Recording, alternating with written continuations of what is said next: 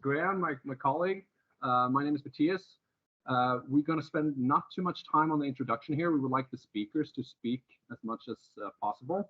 We'll also try to have a few breaks for the networking piece. It's always good to get people here in Calgary together to talk about these topics. Just when it comes to the introduction, we're going to go through a few logistical items, a little bit of just like knowledge to, at least on a high level, make sure that you can understand what's being talked about in the presentations. And we'll also have a few announcements that we're really excited about as well. So Whitson Plus and kind of the modern Whitson Plus platform was something we started to develop and write the first line of code of a little bit more than 3 years ago. Actually, the story started here in Calgary, where we were trying to get together like an early adapter program. With only one person, he actually is in this room that joined that early adapter program, and that was Scott here over to the right when he was at Velvet. And I still remember when he called me, and it was on a voicemail, and he said, "Yeah, this is like a no-brainer for us. Let's do it." And I sent it to Curtis and Mo, so my colleagues. We've never been so excited about anything in our entire life, and that was kind of how we started in the software space. And that's probably a little bit more than 4 years ago. And we've always tried to have this attitude, as you see on the screen here, that we've been wrong many times when we've been implementing softwares. We've been implementing very fast, but we think that if you're slow, that would kind of kill you. So we've been able to get a lot of functionality into the tool in those 3 years, and we'll continue to try to implement stuff fast. But sometimes the first time we get that into the software, honestly, it can almost be embarrassing the first version we show of it. Good example, earlier this year, we got the child pressure group workflow, like a well test. None of us actually knew much about it. The first version was so-so, and then we started to iterate on it, and now it's actually become really, really, really good.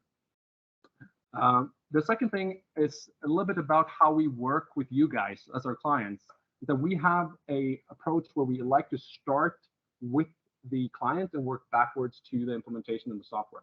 So it's not allowed to implement a single thing in software that has not been requested by the client. And every single client request that is given to us, we put on the backlog, and how important and what kind of priority that backlog has is based on how many people and how many different companies have requested the same thing.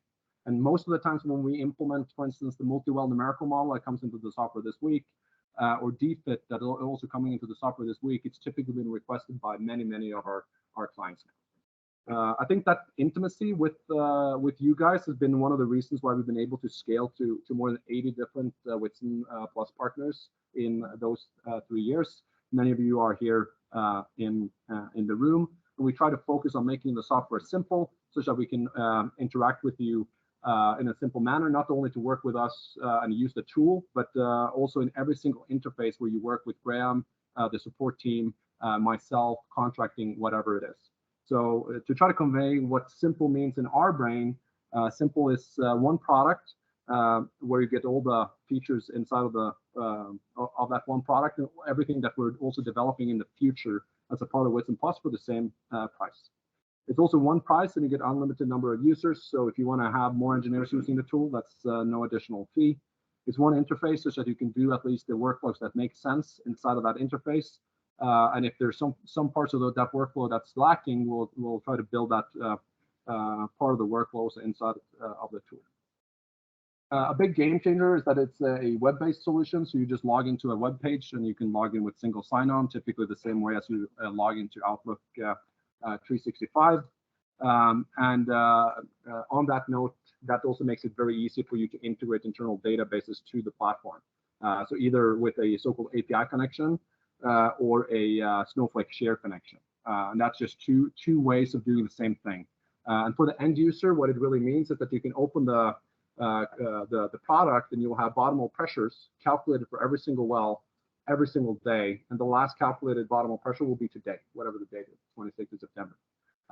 And you can upload production data in the same manner, such that the things that, at least for RTA perspectives, before material balance, the stuff that takes 99% of the time is already taken care of. And that's something we're proud to say that we have probably with, of those 80 companies, maybe more than 70 of those companies have that all integrated and set up.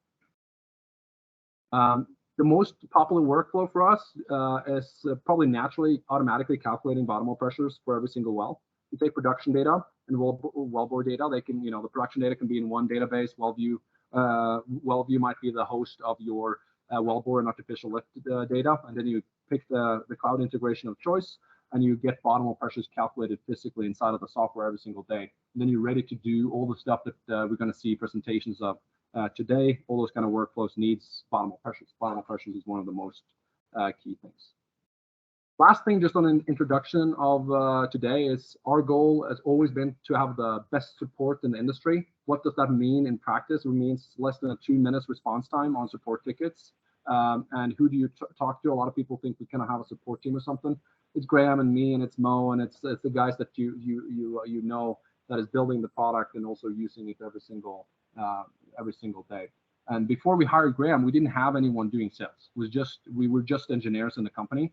So every single sale that we did was through word of mouth. And it kind of still is, because Graham is still doing a lot of support together with myself. For those who've never seen Whitson Plus before, for many people, if you want to think about it simply, it's a web-based competitor to Harmony. And to sum it up, it's a web-based solution that includes DCA and type walls, PVT and pace behavior, bottom hole pressure calculations, full material balance techniques, RTA, full physics reservoir simulation, nodal, and now also well tests. So well tests that are more geared towards unconventionals. Okay, so DFIT, chop pressure groups, we're also getting in DQI later this year. I would say probably our software is more to, as long as it's multiple fractures or it's fractured, then that's kind of the tool for you. Beyond what you're like the product in itself, beyond the product, it's also included complementary training every single year. We do it both in person, but we also have set sessions on different topics. We have like PVT, like a half day of PVT. You can call in remotely. People did that earlier this year, like 150 people divided on 2 different sessions that were identical. And we have that on bottom hole pressures, full material balance. Graham is doing nodal tomorrow, for those that would like to do that. And we're probably going to add new ones in the next year, so on well test and DCA and type wall as well. And that's 100% complementary to the subscription. Also, knowledge sharing sessions like this. This is actually kind of just a knowledge sharing session. We have historically had 3 of those a year. This will be the 4th one this year. And that's also accessible, whether you're in Calgary or not. There's a lot of people calling in to be a part of this. Our yearly conference, which is kind of the final one, called whitCon, is in Houston next month. And that's just a full day of basically this. It's going to be 18 different presentations. It's going to be a technical panel. It's going to be 2 different groups analyzing the same data sets. We're going to have 3 engineers from different companies independently evaluating a well, things like that. And of course, in addition to being a social arena.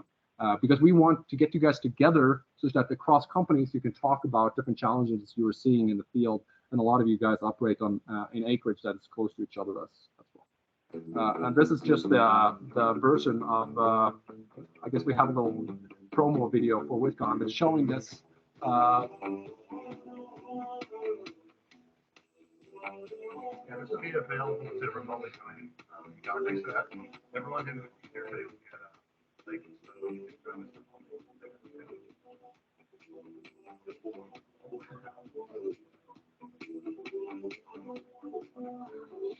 I think actually Jordan was there last year.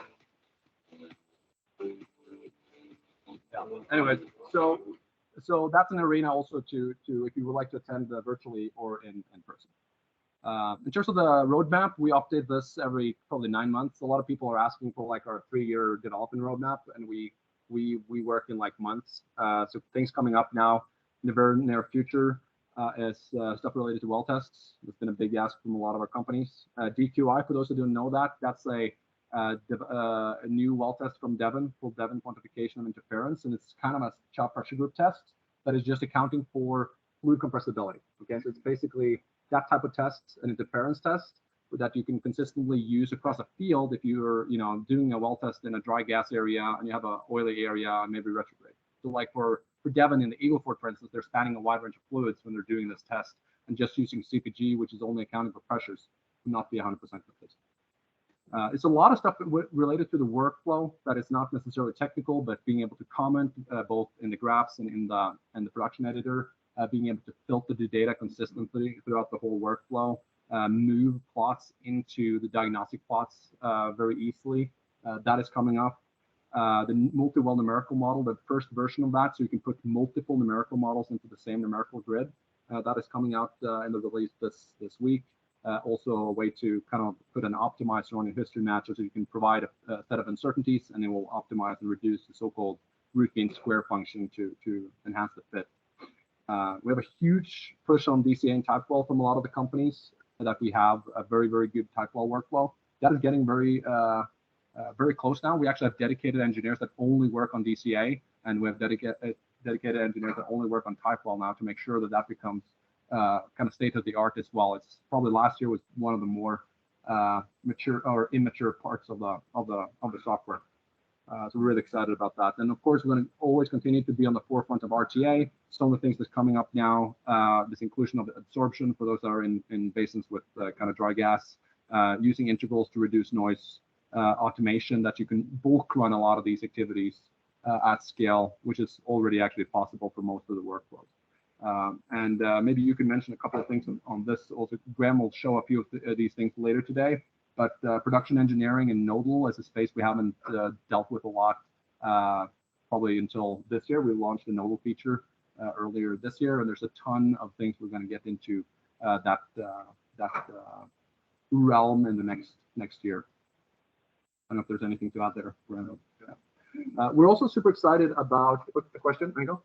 The product roadmap, how often is that shared with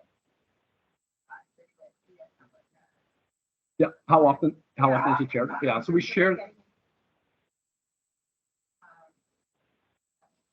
pieces.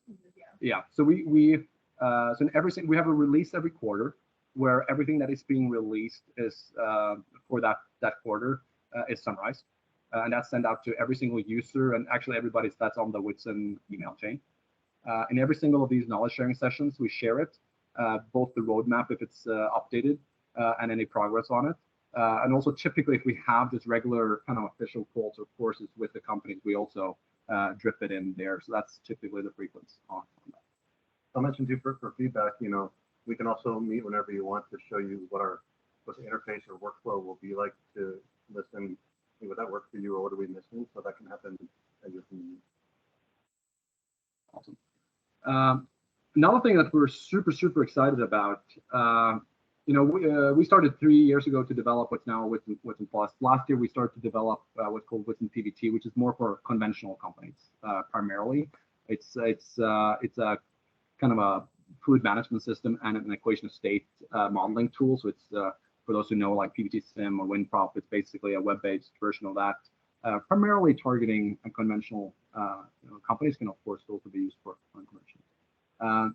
Next year we'll start to develop kind of a third product. I think we haven't converged to a name yet, but the working title is Whitson Piper, and it's a surface network modeling tool. Carl, which is sitting here in the room, will be our second Canada hire.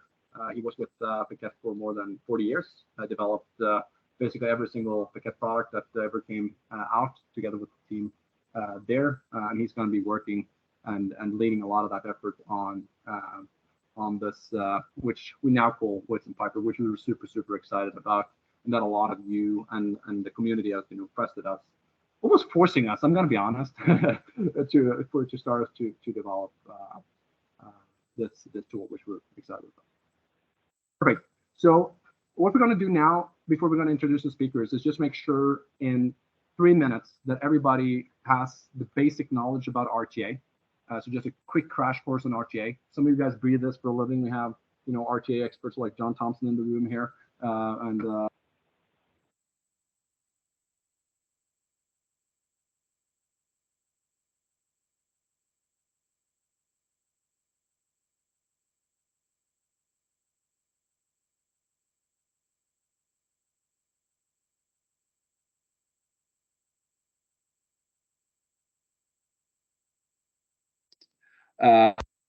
if you haven't been in the industry for some time, or if you haven't done RTA in a couple of years, it can be a good reminder to just think about what those new technologies is. So the intention there is just to, in one slide for each of these, talk about what is numerical RTA. Huh? It's back now. It's back now. It's good. Yeah. We lost you there for like 20 seconds. Okay, that's probably bad internet. I'm gonna Just we lost the audio, but the screen is still sharing. All good. Okay, sounds good.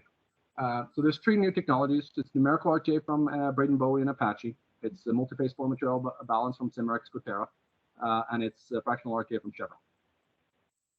And we're just going to go through, before we introduce the speakers, what is numerical RTA, what is multi-phase FMB, and what is fractional RTA, and focus on why. Why do we need something new now when we've been doing RTA since the 60s with Mike Petrovich? That's really why we're here. To understand that, this is basics for those who do a lot of this. If you've never heard about RTA, what's important for me that people understand is flow regimes. So we typically talk about three different flow regimes. The first one is an extreme that we call infinite acting flow that ends when you're starting to feel one of the pressure or boundaries in your tank, if you like. And then the total opposite of extreme of that is what we call boundary dominated flow. That starts with the pressure propagation has reached all of the reservoir boundaries. So if I'm a well draining this room right here, start to feel this wall over here, the wall over there, and the wall in the back here.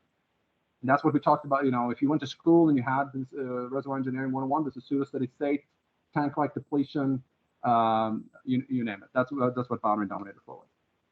In between here, we have what we call transitional flow. It means that we've seen one of the reservoir boundaries, but not all of them. I've started to feel this wall over here, but I haven't felt this wall over here and over there.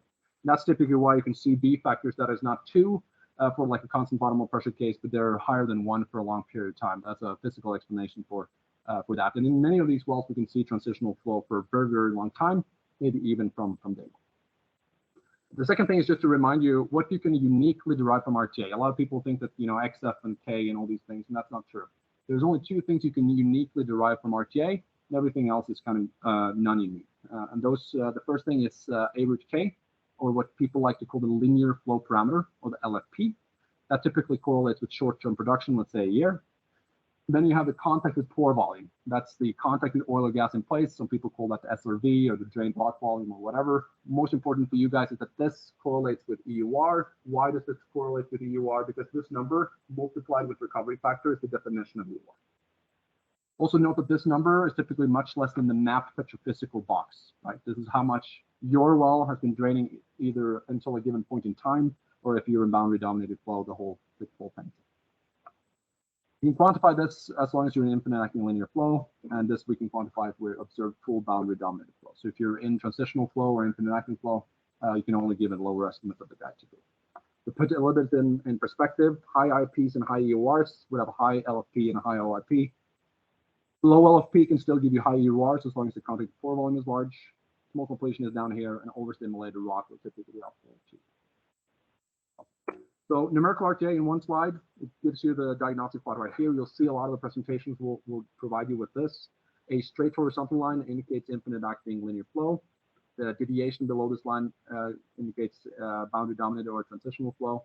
And the magnitude of the line itself indicates the A root K itself. Then you run this for a wide range of type curves at the same time, and you pick the type curve that is the closest to observed data. What have you done? You pick an LFP and you pick the contacted pore volume, the 2 things you can get from RTA. Second thing is the multi-phase flow material balance from Cortera. That's a multi-phase flow material balance technique that doesn't account for, or it doesn't need rel perms as an input. That's why it's very popular. It does not require rel perms. It outputs the contacted pore volume with the straight line technique. Any flow material balance technique won't give you the LFP unless you're making some assumptions. It doesn't care about geometry, but like Philosophy material balance, Agalo material balance, all the flow material balance exercises, they will always assume boundary dominated flow, because the exercise that you're trying to do is to find out how big the tank is, right? So if your exercise is to give, how big your tank is, but you haven't felt the whole tank or seen the whole tank, it's the same as if you're still, if you're trying to estimate the size of a dark room and you've only been using a flashlight on 2 of the walls. You can give a minimum estimate, but not a maximum estimate. You can also use it then to bound RTA on the on the low side. So If you're still infinite acting or transitional, this will be a lower estimate of your contacted flow. The diagnostic plot is very simple. It looks like this. The inverse of that slope is your pore volume. That's small pore volume, big pore volume, bigger pore volume. And then some other tools you might be used to seeing this just in the inverse form. You could plot that as well. There's some technical reasons why we plot it the other way. This is the same as what Cotero uses in their internal tool, what we use this, and what also EOG is using in their internal tool as well. Last thing is fractional RTA. The problem that we're trying to solve there is that all the classical techniques, they assume equally spaced fractures, while in reality, we are dealing with something much more complicated. It can look something like this, or it can look something like this. So what does this mean? Well, the classical RTA techniques, they assume that you go straight from infinite acting flow to boundary dominated flow. There's only two flow regimes in that world. In reality, if we're dealing with something that is much less homogeneous, you'll be dealing with maybe a long period of transitional flow. This has become very popularized now after these ConocoPhillips papers. So we have some fractures that are closer together and some that are further apart. So between these guys right here, there'll be boundary dominant flow early, and here, but there'll be infinite acting between these fractures for a longer period of time. And this compound result is what you're seeing at the wellbore that will give you these B factors that are higher than 1, lower than 2, but not below 1, which is kind of a requirement for you to be in boundary dominant flow. In a nutshell, you'll see some of the presentation, they're talking about a delta parameter. And that delta parameter is just coming from this diagnostic plot right here. You plot the rate normalized pressure versus time and fit a parallel through it. You have this delta parameter right here. What does delta mean? Well, delta of 0.5 is infinite acting linear flow. Delta of 0 is boundary dominated flow. And any delta value in between is transitional flow.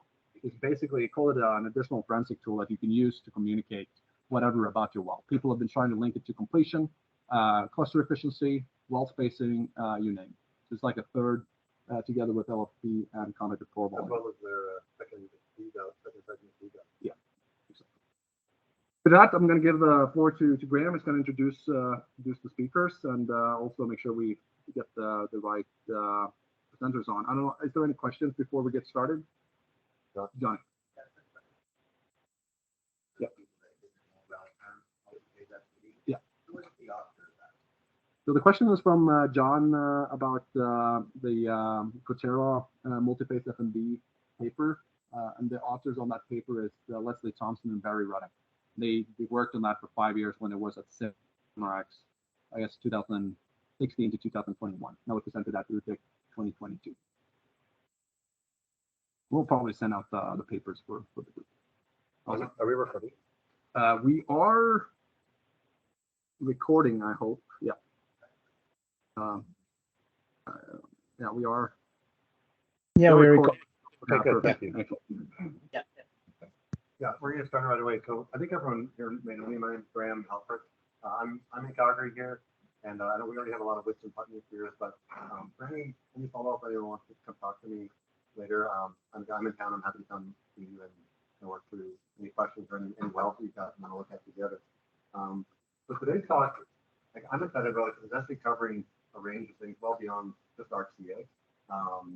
And we're going to get into PPC. We're going to get into people who've been Wits and partners for a long time and kind of what was their process and kind of maybe learning process, how they started to how they're using it extremely efficiently now. You go closer to the mic. Thank you. Yeah, thank you. Okay, so we're going to start with Scott Grant here from Suede. He gave me a little preview of this talk. He's going to do something that I tried to do a few years ago, but he's going to actually succeed at it. He did. So we're going to see about that. And then Rashid's going to give us the talk. He's from Avento. This is going to be really where we get to dive into a lot of the PBT stuff using Whitson's equation of state model. John from Birchcliff, and thank you for Birchcliff hosting the event today as well in this building. We're going to talk about the multi-layer PBT, which can get pretty complicated. Grav's going to talk about the integrated workflow in the Bakken from Crescent Point. Raj here, Wake Up, a nice RK case study. Darren's going to give us this talk about how far can we go in transitional flow. I think when I read this, it was like how low can you go, but then I just read it properly. And then Will and Angela are going to wrap it up here with where have we come with some of these engineering workflows and where are they going as a company. So with that, Scott, do you mind coming up here? I'll get your slides kicked off.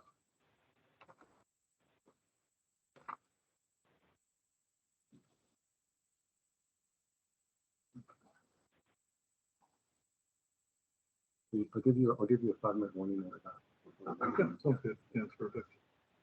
And then just use. Matthias, which button is it on here? You can just use the. I didn't get that thing to. Okay. Keypad. Okay, perfect. You can just use the space with arrow. Yeah, and the microphone. Yeah, perfect. Do that. So, good morning, everybody. For those of you who don't know me, my name is Scott Grant. I've been in the industry for about 13 years now. Little myself 30 seconds. I started my career at ConocoPhillips, working in their exploration team. So about 11 years as a technical reservoir engineer in total. I worked on the Horn River, the Duvernay, the Montney, and various other unconventional plays around. I then transitioned over to a company called Velvet Energy, where I was working the Montney and GP area, then Spartan Delta once they bought Velvet. And then finally now I've moved on to a small company called Sept Energy. It's a spin-off of Velvet. And we're operating in the West 4 area doing PT stuff now. So a bit of a change. What I'm going to show today is actually a case study of using Whitson Plus and using public data to identify potential opportunities in plays where we didn't own land. And so about January 2022, I went around the Montney in big areas and I started looking for stuff that looked a little bit where there can be completion optimization, complex fluids, and really tried to do a big, broad study of the Montney. So this is actually just a subset of that.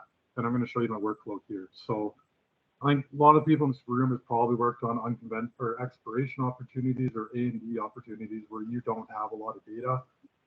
Just going to talk about some of those realities here. Alberta and BC are fantastic for data. Actually, like we've got lots of log data, pressure data, lots of C30 plus analysis to do stuff. One of the missing key pieces of data is actually flowing pressure data. And for a lot of the talks we're going to talk about here, anybody's done RTA modeling, numerical modeling, that's huge for understanding well performance, especially early time when you don't have 10 years of data to do decline analysis. The Montney specifically, the one I'm going to show you, is very complex fluids. They can change rapidly laterally, they can change rapidly vertically. You can get migrated gas zones coming through. So we used Whitson Plus to try and deconvolve that a little bit. Legacy wells, as I just mentioned, the ones that you can actually use for decline analysis are actually used for like a PDP estimate, have lots of production data on them. Have typically been probably understimulated for what the newer type like style of completions are, especially in the liquid-rich areas. So use Whitson Plus and the numerical modeling tool to actually try and build scaled up type curves based on these legacy wells to really try and bracket the range of what these opportunities could be what value-wise. And then finally, like time components, they're usually short timelines. So having a tool like this was valuable in having everything in one spot. So it could work through basically the fluids to the well performance to building scaled up type wells and building actual type wells all in the same tool and not transferring a lot of data around, saved a lot of time. So this is the workflow, a bit of the outline of the presentation I'm going to go through. The goal of what I was doing was actually trying to, like I said, build type models for specific fluid GSAs of the Montney and really try and bracket the range of valuation. So PDP on one end, which would be decline analysis on legacy wells, all the way up to modernized, what I call a modernized completion, 150 stages plus in the oil, so a little bit smaller tonnage. And then we would run all those through our economic modeling and do evaluations on them. So bottom left here, geology, petrophysics. I'm not going to talk about any of that here. Just assume that I had that mapping done. We had a geo team working on that, and those are all inputs that I used into this workflow. Fluids are all perm. I'm going to talk a little bit about fluids and how I use Whitson Plus to try and break out these migrated gas zones and actually characterize like a base oil for these scaled up completions. I'm not going to talk to real firms. I took those from literature. So yeah, pretty basic at that point. Well designed bottom hole pressure. Matthias already showed that a little bit, but what I tried to do is actually build synthetic bottom hole pressure profiles for my wells based on the public data. So wells that I actually had gas, oil, water, and then I could go in and find a completion, like what tubing string it had in it or casing string, or I made assumptions on those. And I was actually to come up with synthetic bottom pressures using Whitson Plus that I could then use in the next step in my reservoir model calibrations. And so I take those, I calibrate it back to the existing wells that had lower completion styles. Did quite a bit of work on matching rates and then actually matching decline analysis, matching EURs to try and bracket in that productivity range. And then build type models with that. But then the next step, what I did using Whitson Plus is actually build scale up curves.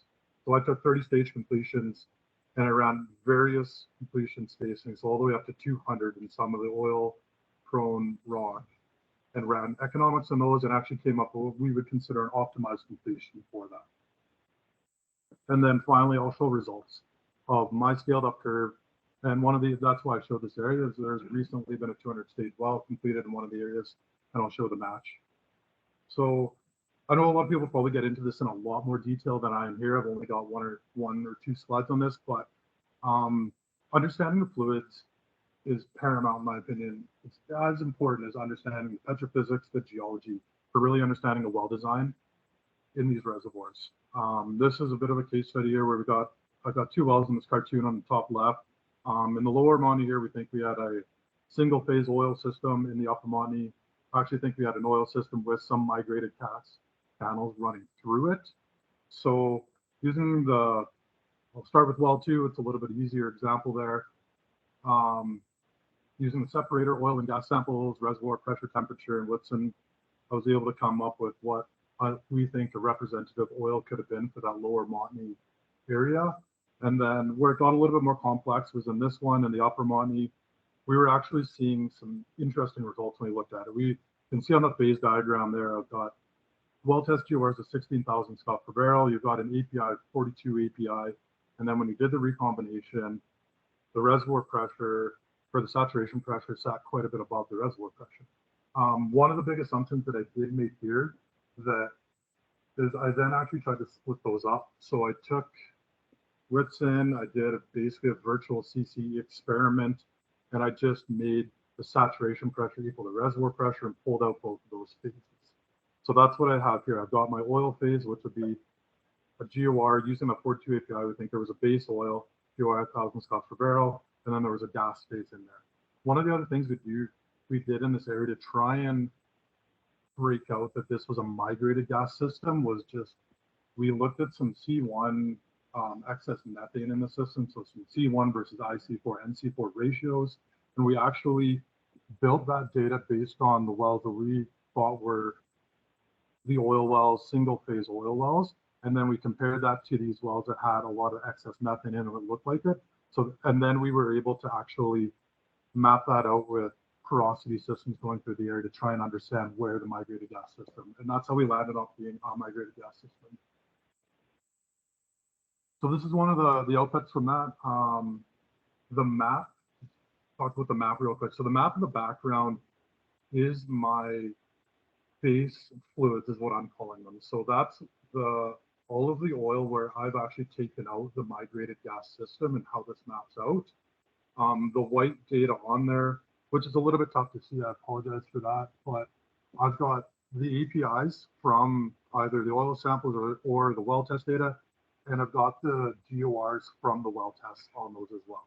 And so two examples in the top left are pretty good examples of this. One of them was 800 scf per barrel, 42 API.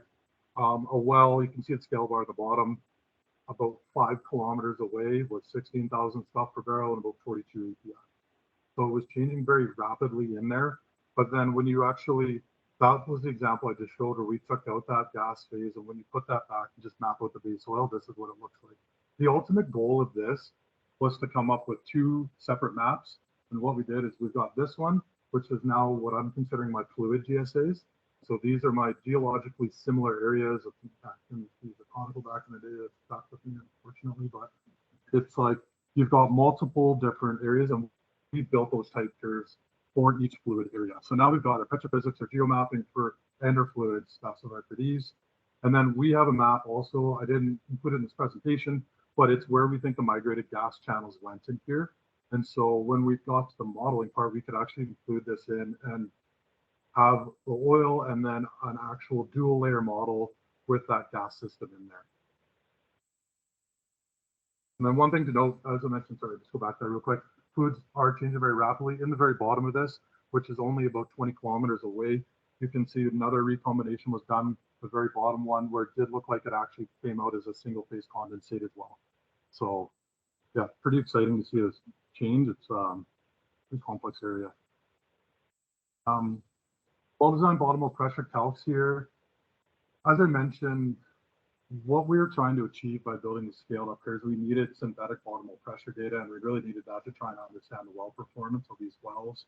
So what I did is I took all the wells in the area, and it was a great area that I showed on that map, all the wells that had oil, gas, and water, went into the completion reports, actually found the tubing for the casing string that they run, if they ran a 114 or a 178. If I could find it, which most cases I was actually pretty lucky to. Okay, I found you could actually come up with like make an assumption on tubing design and then use widths and plus to generate a range of bottom hole pressure profiles. Next step in that was a model match. So I took all of those bottom hole pressure profiles and all the wells that I've looked at and built numerical models using Whitson. So I've got no example here and a condensate example here. And then the big thing I was trying to get out of this was actually the calibrated fracture lengths, fracture conductivities, and permeability within the range of what we specified. So I could take it into the next step of my model. One big piece here is wells calibrating for the 3 phases. I actually did decline analysis on these wells and tried to make sure that they always went around the EURs and try and make sure that just on a material balance, so there was enough oil in place or there wasn't grossly overestimated oil in place. This is a really exciting part. So I took those models that I built and those GSAs, and I actually took my average fracture length, my average fracture conductivity, and my permeability, and I was able to, and the fluids that I had generated, and I was able to come up with these completion optimization optimized wells. So on the left here, I've got just an example of these are single stage pressure depletion plots, 2 years for a 60 barrel million condensate well. And on the right is just a graph of that's an oil play where it started at 30 stages. That was a legacy wells, and we ran all the way up to 180 stages. And you can see oil EUR uplift on the left and gas EUR uplift on the right. The gas well makes sense. It rolls over at a lot less stages than the oil well. So we're actually able to run the economics on this. And we came up with roughly in this area, probably for the oil, 180 stage was probably about the economic best for this. And for a gas well, you'd be in that 60 to 90 stages. And so we had different type curves for all the different fluid areas. And then this is a pretty exciting slide. So just some of the results we got out of this. The gray lines in the back, the light gray lines in the back were the legacy wells that I did all the work on. And my dark blue curve, that's my decline analysis curve. That green curve is the one I generated using Whitson Plus, the thick green curve. And actually, when I was building this presentation about 2 weeks ago, I went back to the area, and an operator has recently rig released and brought on a production in that oil area, a 200 stage well. Ours was 180, and that's where it sits based on our scaled up curve. So it's pretty exciting to see. It validated the results a little bit. So really exciting to see. So we took all of these to really, we had all of these built for all the different fluid GSAs. I think it's a little bit hard for us to see, but can you just point on exactly where the... Yeah, sorry, that's really hard to see. But it actually sits, yeah, just right above it. It has a very similar shape. Parts I was excited about, it has a very similar shape. It sits a little bit above it. It was about a 2,700 meter lateral. We assumed 2,400 meter, and it was 200 stages, and we assumed 180. So definitely in the ballpark from what you can see, the legacy wells down here were really late. Oh, yeah, for sure. Is there a mouse? There's a keypad, okay. Yeah, sorry. So you can see these, the legacy wells kind of came on 100, 200 barrels a day. This is the light green curve that I was talking about here. IP'd at 700 barrels a day, and our expected IP was also 700 barrels a day, using all this synthetic data and some of the assumptions that I mentioned. That's my last slide. No, it was pretty quick, but just going to talk to 2 points here, just to kind of reiterate, I guess, a little bit was This Montney play specifically, I was looking at, like I said, the fluids change very rapidly, laterally and vertically. So we really tried to break that out using Whitson Plus and build these fluid GSAs. So we had pretty decent success doing it. And then using legacy wells that were 30-stage completion wells, we were able to come up with type wells at a more modernized 180 stage that actually seemed to be validated and seemed to line up with real results that we've gotten in the last year. So that's everything. Sorry, I went through that pretty quickly, but thank you. Yeah, we got 5 minutes for questions, so maybe just say your name of your company. Cool. Yeah, great work, Scott. Thanks. This is Kamal from NSF. Just a quick question. We didn't talk about petrophysics, but what sort of firm roughly are you looking at? We were like hundreds of nanodarcies. Can you repeat the question? So it was just asking about permeability range that we were seeing in this, and we were looking at hundreds of nanodarcies in this. The high gas perm channel, the migrated gas perm channel, we thought was a little bit higher than that, but that was probably what we were looking at for this score. In terms of the synthetic casing and tubing pressure that you used for the synthetic what was your kind of workflow on that? Yeah, so to come up with those, was just asking about synthetic tubing and casing pressure to come up with my bottom pressure profiles. I actually was able to find that data in well test data. In some of the comments, they would actually mention what they thought the pipeline pressure would be. And if there wasn't that pipeline pressure, I made assumptions and I ran a range of bottom pressure profiles. So I ran 1 MPa to 4 MPa and a couple spots in between. And that's how I was able to come up with a synthetic profile. With just some of the knowledge that I had from working at Conoco and other Montney plays, my P50 case for bottom pressure profile was 2 MPa, or tubing pressure, sorry, was 2 MPa, is what I used for operating parameters. You were mentioning about the tubing. Quickly mention how did you assign the gas and liquids? Did you come up with a multi-layer? Yeah, so we used a multi-layer model exactly. So the question was just how we came up with assigning the PVTs in the model. So I used a multi-layer model, and then for the ones that had the migrated gas, I had the oil in there, and then we had an idea of how thick we thought that porosity zone was. And then what I ended up doing was actually changing, just playing with those thicknesses a little bit until I got a match on my decline analysis, because I declined out the gas and the oil separately. So I had an idea of what those were. So there's the publicly available data, if you're just looking at like the foot analyses kind of thing to build that idea of what the original oil place was, or the original oil fluid sort of like that? Yeah, exactly. So the question was just how to build, how I built the fluid maps, and it was separator samples. So very fortunate with the Montney, there's a lot of C30 plus samples taken and C10 plus for the gas. So it was all separator, and then just using reservoir pressure, temperature, and then a GOR that I took from the well test data. And they have computational information, right? So it's yeah. So it'll be C30 plus is what I did it on for the ones I had in this area for sure. Can you just go back to the slide where you have the layer model? Just for everybody to make it clear what he did, right? He took the polling data,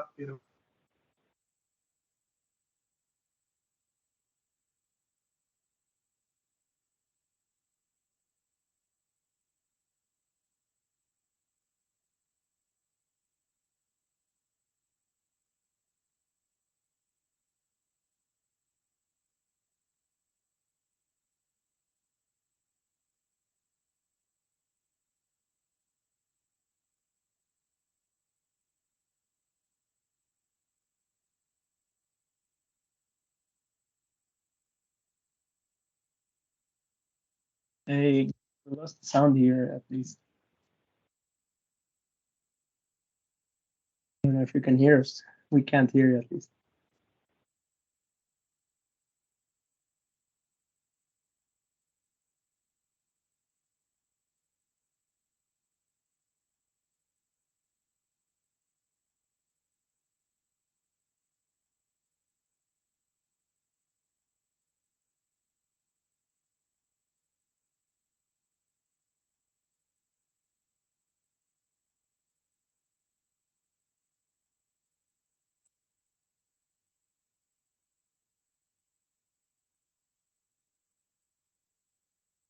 just say the database stays with the customer, or how does it work? It's hosted on Google Cloud.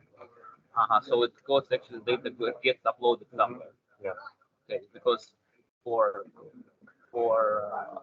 the government, not for example, for other consultants, we don't own the data, so this means we cannot upload it like somewhere. Yeah. What if your customer is already a Whitson customer and they already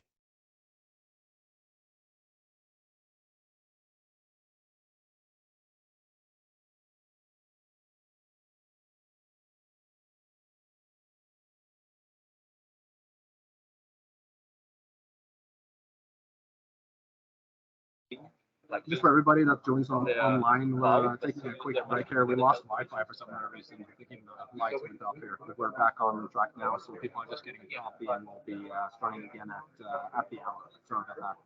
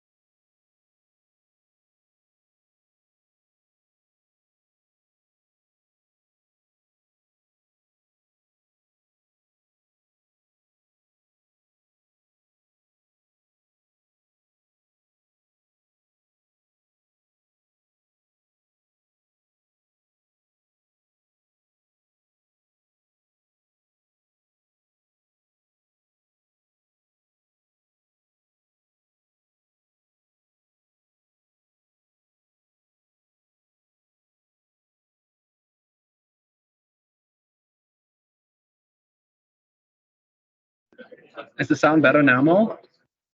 Yeah, much better. I wasn't connected there, so perfect. Then that's fixed at least. We'll be Yeah. starting in 2-3 minutes. Exactly. Perfect. Thanks. Guy there with a red mustache. Yeah. City driver. Is that car? Yes, or so the guy that's sits together with Stevens there. Yeah. There.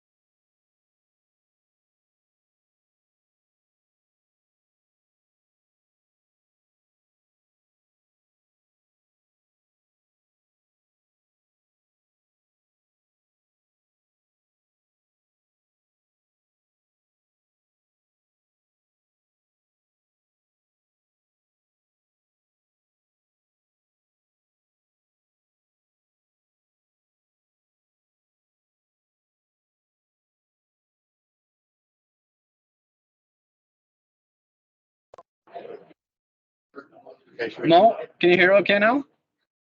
Very good. Yes. Loud and clear. Much better than before, actually. So it's. We'll get started again.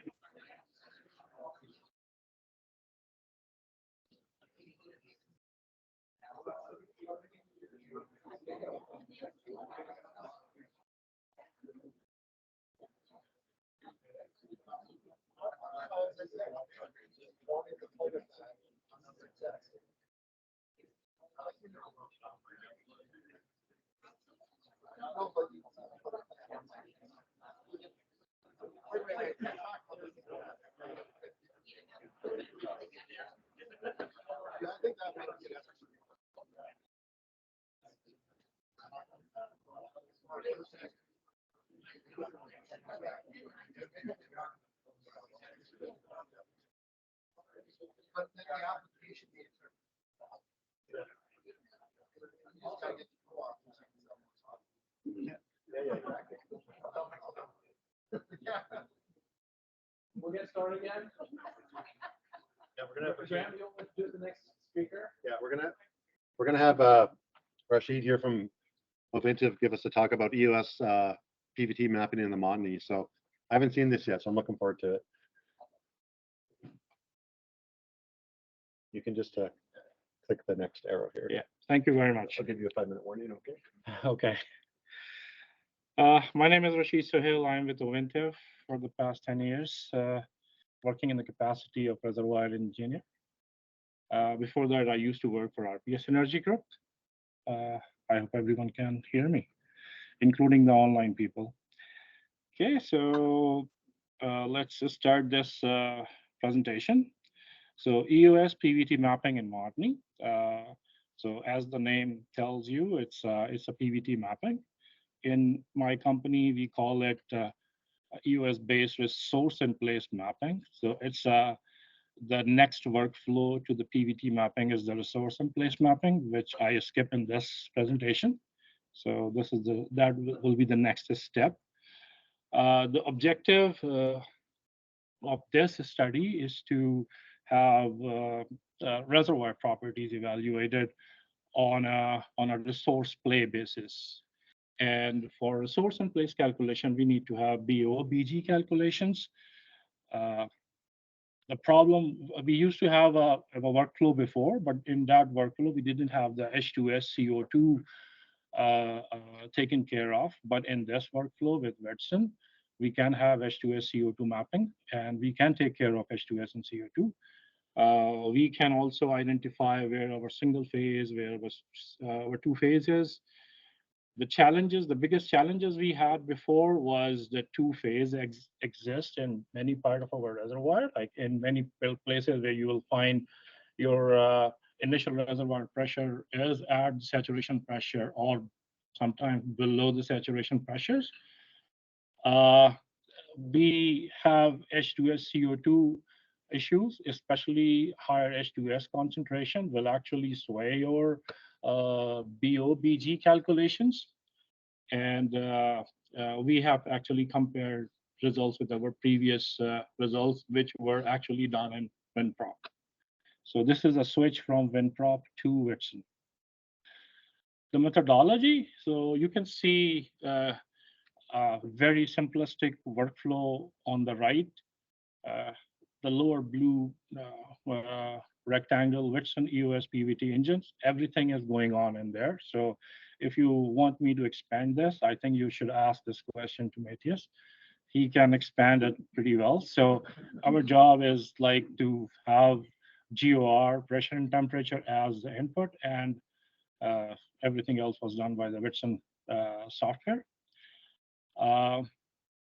Methodology, you can see like there are several methods which are given in Wetson Plus, where you can actually calculate the PVT properties. Since it's a resource-based calculation, so we have to go for the minimum but accurate inputs. So we opted for stock tank GOR, pressure, temperature, and non-hydrocarbon composition as an input. So obviously, like we have a pretty good handle on pressure and temperature. We work really hard on predicting or calculating most accurate stock tank GOR for this purpose. By the way, this software is also capable of doing the same calculation using the separator gas oil ratio, but we opted for stock tank GOR. So So obviously we use Whitson equation of a state for that PVT calculations. The good thing about Whitson is that it has obviously more than 50 plus, so it's a old thing. Matthias or Mo can actually tell how many PVT studies went into Martini basin-wise tuned equation of state. Previously, we had only like 20 because we were using Winthrop. So 20 were all Ovintiv or Encana PVT studies. And the grid-based input were provided as I already mentioned, you need pressure, temperature, GORs, and non-hydrocarbon compositions for that kind of calculations. And you get a whole bunch of output saturation pressures, viscosity, density, compressibility, you name it. So almost all the PVT parameters are calculated with that software. Okay.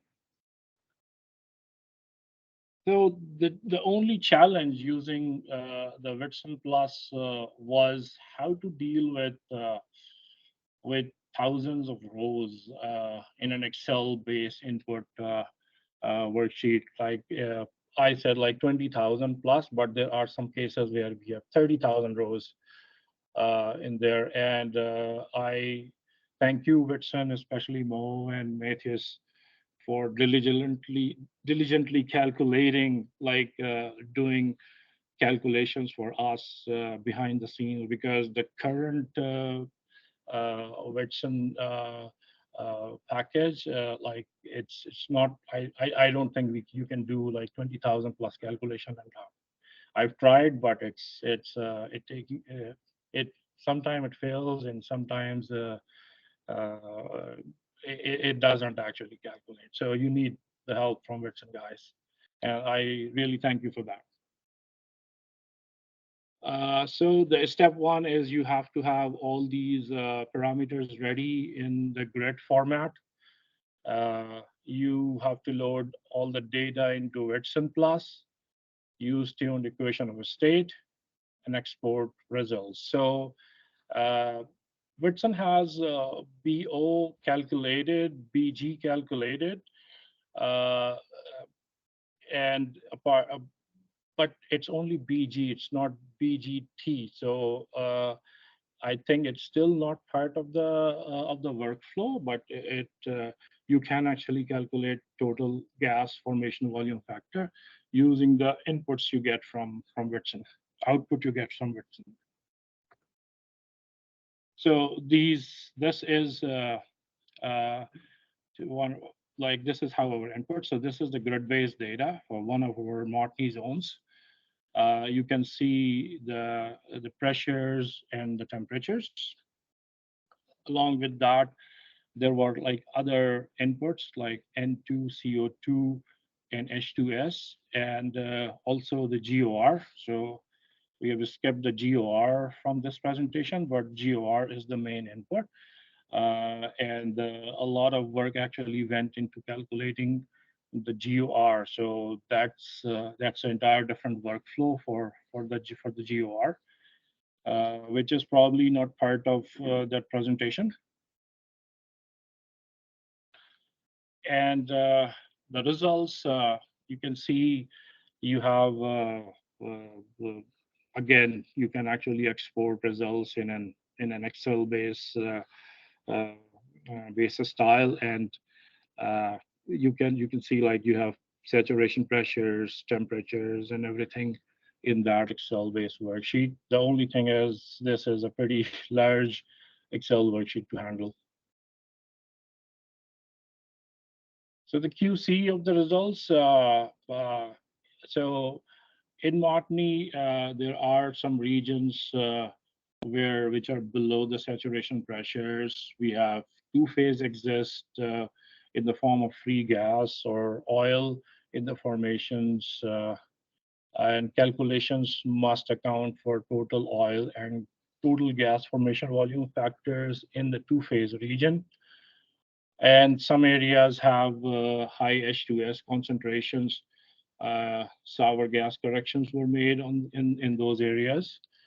The first step of the QC is to match the results with our previous calculations. Previous calculations mean the previous WinProp calculations. The BO oil formation volume factors were pretty much similar from both softwares.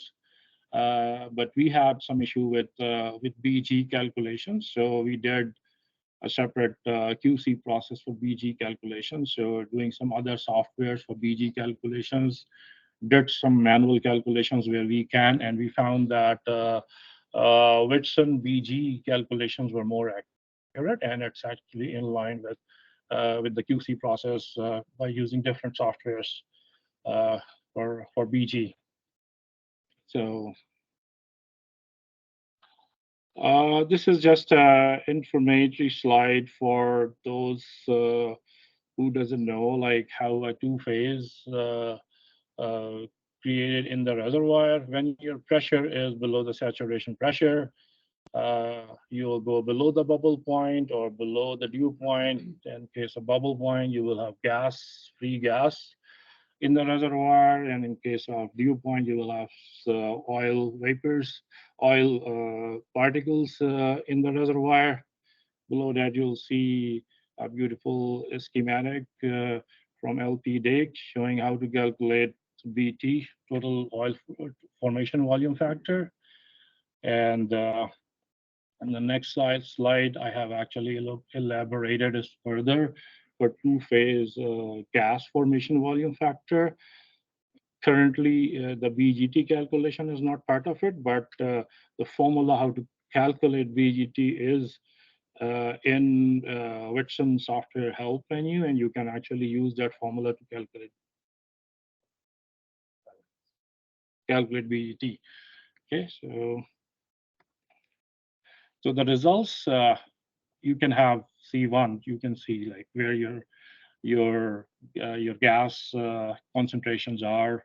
You can have C7 plus. In fact, it spit out up to C36 plus compositions. So you can actually map your PVT properties along with your compositions pretty well. You can see where your oil saturation is, where your gas saturation is, and you have a 1-0 digital map of phase map where you have two-phase gas and oil, where you have single phase. So you can all actually map these PVT properties.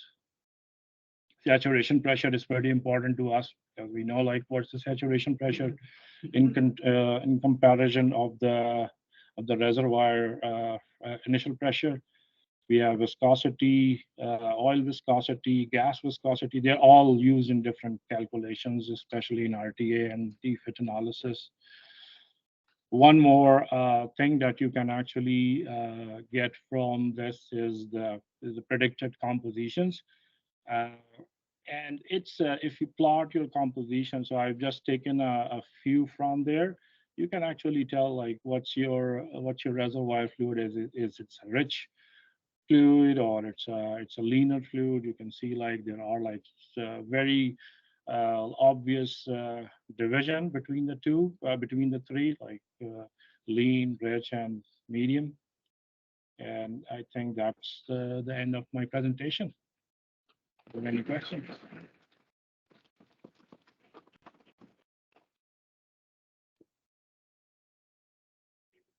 Yes. Question about when you do the gridding, what software do you guys use for that? And also, how do you decide the size of the grid blocks in that gridding exercise? It's a Petrel software, and the size of the grid. So our initial workflow asks for having more than 10,000 rows in there, more than 10,000. So so in every cases we have kept it more than 10,000. So that's a number that we came up with the geosciences group, that what number of grid blocks would work best in defining the area with certain properties. How big is each twin plot? Area? It's 200 by 200 meters. Sheet, in our multivariate regression model, that we make one of the inputs is CGR to predict raw results. Do you think is there a different map or a different series of parameters we could pull out of the Whitson fluid engine to use instead of just a map CGR? That's a Do you mind repeating the question at the micro? Yeah, I was going to say, ask Whitson to repeat your question too. Yeah, can you repeat your question, Will? Yeah. Yeah, you can. Yeah, I was just asking if we're doing like a multivariate regression, if using one or some of the fluids outputs for the Whitson EOS model might give us a better result than maybe just mapping CGR. Okay, so here's the question. So we are already using Whitson outputs for our regression workflow. And so currently, all of our results, our geosciences group has taken the results, doing the regression analysis, and using that results along with the CGR mapping for predicting various other properties. We are already doing that. Yes. In your multi-phase situations, how are you allocating relative saturation? Are you looking for that or different? Yeah, the question is in the multi phase, how we are calculating the relative saturation. So the Whitson actually does it for us. So yeah. So we are only defining the GORs, and based on the GORs, the equation of a state is predicting saturations of oil and gas. Yes. Yeah, John, you have a question. Just on the dry gas, because I know it's when you push 200,000 plus GORs, it's so it's going to break down on you. So you have to flip down. How are you guys handling that, or do you just have to ignore the dry gas regions? The question is how we are handling dry gas areas where, like, if your dry gas GOR is greater than 200,000, it kind of fails. So for dry gas region, we are using a very high number, which Whitson can handle. So I remember, like, can't remember which, but it is a very high number, very, very high threshold. Just to shed some light on that, so there's methods inside of the software that allows you to convert a GUR to a composition. And that's done using a so-called seed table, which is based on all the experiments that have been provided by you all, like operators that was part of the consortium. And the upper limit of that data set is probably in the 100,000 cuts per barrel range. So if you go to 1 million and above, you just don't have data there. So what we recommend when it gets that lean is probably to just use the dry or wet gas method in the software that converts the specific gravity into to a composition. And that's being used a lot by the dry gas companies we work with. They only use that method. They basically either input the composition directly or use the specific gravity instead of the GOR to convert to the composition. Yeah. Great. Okay, thank you very much. Thank you, Rashid. Great presentation. I appreciate it. Pardon me? Thank you for the great presentation. It's really good. I appreciate it. Awesome. Okay, John. Yeah, if you don't mind, I've got your slides ready here. Here you go. You can just click the next arrow there when you want to go to the next one. Do you want me to go fast? Because I think there's a bit of overlap from the previous ones. We're okay. We're okay for time. Yeah. Thank you. Okay, perfect. So yeah, thank you to Whitson, Graham, and Matthias for prompting me, I guess, to come up here and well, inspire me, let's call it. And Birchcliff also to present. So, and then yeah, I'm John Yo, so been at Birchcliff for 16 years, and I think that's been there for a while. So, but anyways, we've been using Whitson Plus software, I think like 3 years now or something like that. So big fans. So, oh, quickly and sorry.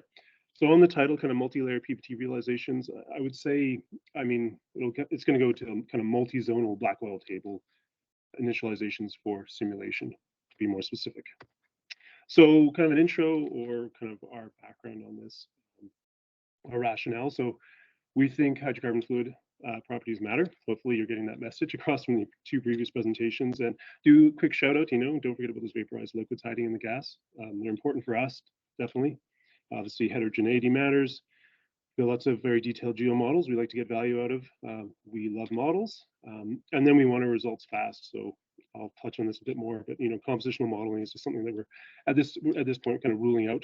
And then kind of a caveat in the bottom, obviously, what I'm going to present here is still kind of what is an evolving art for us. So as we kind of fine tune and further develop our interpretations. So very quick outline. So Birchcliff's approach to fluid characterization for reservoir simulations.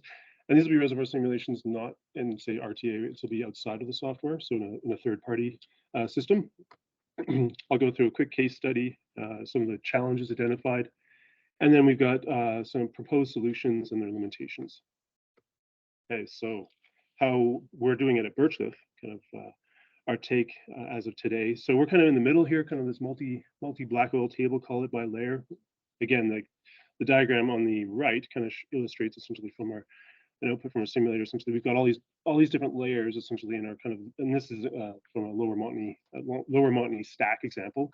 Essentially, so in theory, you could actually kind of push all these different BOTs by layer. Our software can handle that. If you want to kind of pursue that, great initial reservoir fluid initialization, our characterization. So that's kind of where we're at. We like that initialization results. However, we are observing some kind of weird issues with the fluid mixing, and I'll just touch on those. And then, backing up a bit, of course, you can always fall back on the single BOT, which is handy for easy to initialize. It's great for run times, but we do think at this point there's a little bit too much error on initialization. And it's from our perspective, what are we using these models for, right? So, but we're using them for completion optimization. So for us, we're trying to determine like how many wells in the stack, what kind of completion design, what can we access from these other wells, or what's the results of depletion in some of those layers, how that's going to impact our results. So we do a lot of kind of parent-child studies with these models. And of course, the top here, that's your compositional, which would nicely handle or, kind of resolve a lot of these issues that we're battling. But of course, you then have to deal with these long model run times. So kind of crash and burns situation potentially. Okay, so what our fluids characterization workflow needs to satisfy. So we've got obviously multi-phase. I touched on that a lot, and that's been a good iteration for us, evolution for us at Birchcliff. The scope of our modeling in our subsurface team, we typically have kind of these lower or Montney stack models with at least 10 plus wells, call it. And to date, I'd say we've been kind of averaging, call it 3 kind of distinct fluid systems in these models. The way our team works, kind of our cadence, call it, we like to have these models kind of run overnight. So we're really trying to keep our model run times sub 12 hours for these 10 plus wells. And essentially that kind of then puts a constraint in terms of like how complex we can get in our fluid characterization. And then finally, consistency is also a big important factor for us. This is something that we essentially kind of took us a while to come around on this, I would say, but definitely in our core area, we really like to have a consistent process in terms of our fluids initialization. So we really are targeting something that'll work well at that township plus scale. We do, we want to avoid kind of overfitting to specific kind of anomalies, call it, or say we're an area where we may actually have better data, but we don't have that data everywhere. So we're trying to avoid some of those processes. And then, kind of related to that, I guess, you can always play with that rel perm, right? But essentially, we think a better, more robust process is to not have to lean so heavily on that rel perm to get your history match for a specific area or at a pad scale development. Okay. So more background. I think this is kind of, I think Rashid and Scott have kind of already touched on a lot of this, obviously. I mean, for background, I mean, if people aren't aware, I mean, just ripped this off from the Whitson support, essentially all the different methods to date, I think that they support in terms of their initializing for, you know, working backwards to get that reservoir fluid composition. And then out of that, you know, comes your black oil tables. I mean, this is the, you know, the properties again that we're after, right, to plug into our simulators, describing kind of those fluid changes and, you know, viscosity and density and whatnot. We are the case study here talking again very similar to, I think, Rashid, using that initial GOR method, and combined with that Montney common EOS. We love it for the simplicity and consistency. But we do, you know, we are still evaluating, call it the advanced methods on a case-by-case basis. But again, that's kind of, you run into the you know, where do you have good data, and you're trying to avoid that overfit. So I think hopefully I'm good for time, eh? Yeah. Into the example case study here. So this was kind of a lower stack in the Montney. So on the left here, essentially, apologies. On the left here, essentially it's kind of our layered up layer cake, call it. It is in a 3D geo model, just kind of a slice I've taken through here. And apologies, some of the colors are not great for distinguishing here. But essentially we've got in this, you know, we could go crazy and kind of plug in the BOTs everywhere. But essentially our take is essentially we've got three kind of key target layers that we think will represent the bulk of the production from this stack here. So those are the ones that we kind of focus in on essentially and generate the BOTs that then plug into our simulator. I'm alluding to here kind of a potential design here with four, is in a gun barrel view, kind of four wells that you could land. So how do we kind of know, how do we get to these BOTs? So for us, and this is really kind of an evolving art, but we again lean on our geo model quite a bit. So we've got to first come up with kind of a area of interest for the scope of our model. So in this case study, it was kind of like 2.7 kilometers by 4 kilometers. I'm kind of, this is not exactly how it's done, but I was just trying to illustrate essentially got this geo model of all these kind of points everywhere, right? Essentially, so within this AOI box, essentially now you've got to, you know, okay, these are the points of interest for me. Essentially now, how do I take those and generate the actual inputs that I need to say to initialize to get to that BOT? So here from this plan view, you know, you've got all these values in the geo model, showing the distribution here by depth for the full kind of Montney stack here, just by 10 layers, kind of how it's been aggregated down. So just show, or sorry, not aggregated, but essentially kind of sliced. And then you can see kind of the distribution of these, just one of our fluid features in this model, which is kind of outside of the scope of this presentation, but call it, you know, you can see this particular fluid feature I picked on because essentially there's a great correlation between, call it, oiliness and gassiness. And so you can kind of see in the range of this AOI, kind of where they all sit. Next slide will kind of show the focus in on the kind of lower stack context here. Sorry, it's the monitor. Okay. Not sure the monitors just went dim, but okay, it's still working. So our lower stack focus here, you can see a bit of the range. So we've got like that kind of oily one on the top. I think it's very common, right? Then you've got these kind of really gassy ones in the intermediate layer, and then kind of a you know, between oily and gassy in the bottom layer. So, and we have like lumped one of these layers together. It was so similar. But anyways, you got a distribution on each of these properties, right? So what I've done here is I took kind of a hydrocarbon pore volume weighting of these features, or sorry, I should back up. I first estimated at the cellular level, call it, the GORs from these fluid features. And then I actually took a hydrocarbon pore volume to derive kind of a weighted average for the GORs by layer. So, and here we go. Here's for reference. I mean, the GORs that are for this case study. So definitely kind of in the gassy area or domain. So finally, I get to plug it into the Whitson Plus software. And then this is kind of how it shakes out. We've got kind of a saturated system, so oil and gas present there, and then two kind of undersaturated gas layers. And then I've kind of just showing essentially kind of more phase envelopes. Seen lots of those today, but here's kind of I tried to color code them. Apologies, this color was kind of out of our simulator, but I tried to color code them to match. But essentially, here's kind of the saturated system on the top, and then here's that lower system, and then here's kind of that layer 8 in between. And then this is kind of in the PT space, that AOI kind of call it segment of the reservoir, how that sits in PT space, kind of. And then obviously I had to, just as a point here, for our simulator, when you're dealing with two-phase, it's like you've got to have oil characterized. You can't just have gas in the system. So I had to kind of, fortunately, I was lucky with the Criconen was really close. So I kind of tweaked the reservoir temperature a little bit to get those oil tables pumped out. So in this case, it was all worked out for our simulator. But now, we've initialized this. That's great. But now kind of into the problems of this multi-BOT system. So now is like, okay, we can assume in the matrix, I think, and I think it's a fair assumption that, you don't have too much, call it interlayer mixing.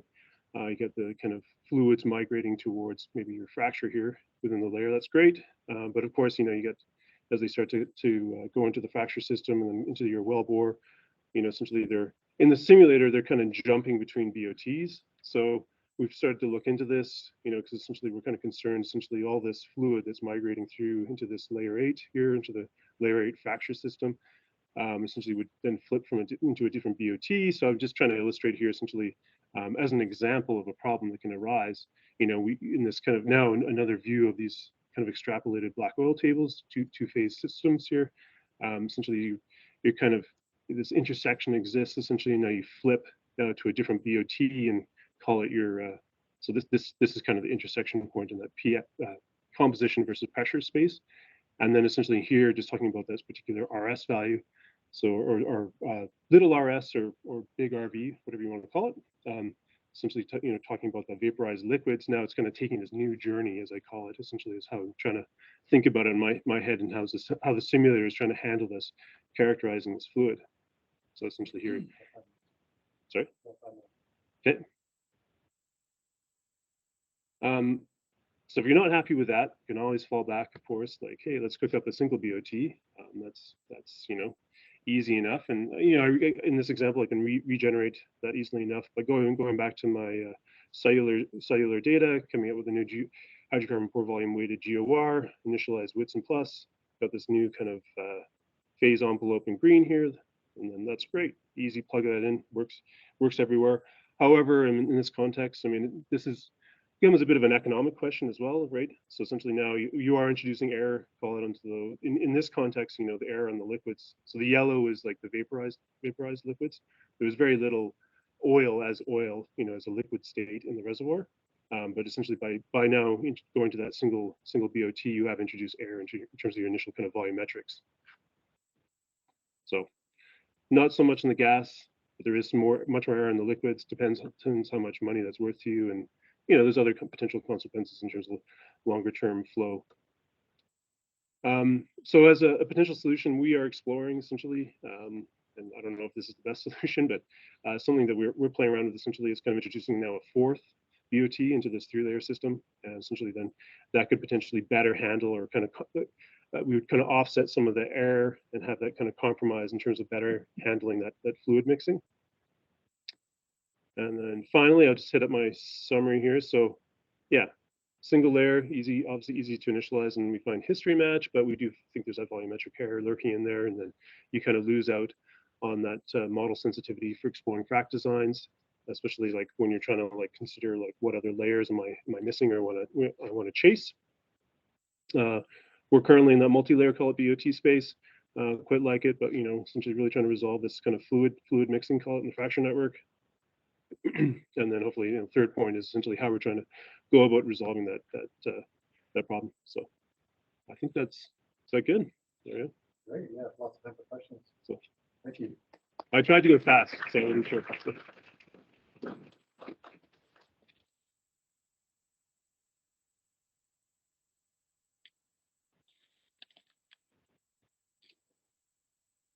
Just a couple of comments just on like the problem here when you have multiple different layers with different black oil tables. That's basically what John is talking about. The main problem that happens is that all of these layers, the fluid properties or the fluid in those layers, they will flow into the fracture and they'll mix, right?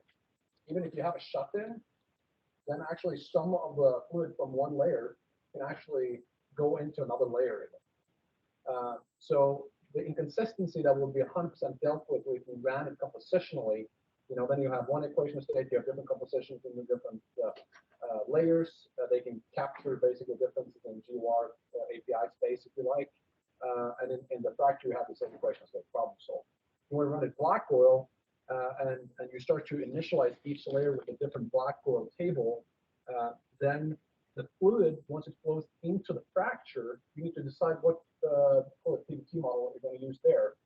So then the same fluid going from the matrix into the fracture suddenly now changes saturation pressure, which doesn't make sense, right? Physically, it has the same, like physically, it has the same K values in the matrix as in the fractures or whatever when it mixes. So, what is the best way of dealing with that in practice? It's not really well discussed in the literature.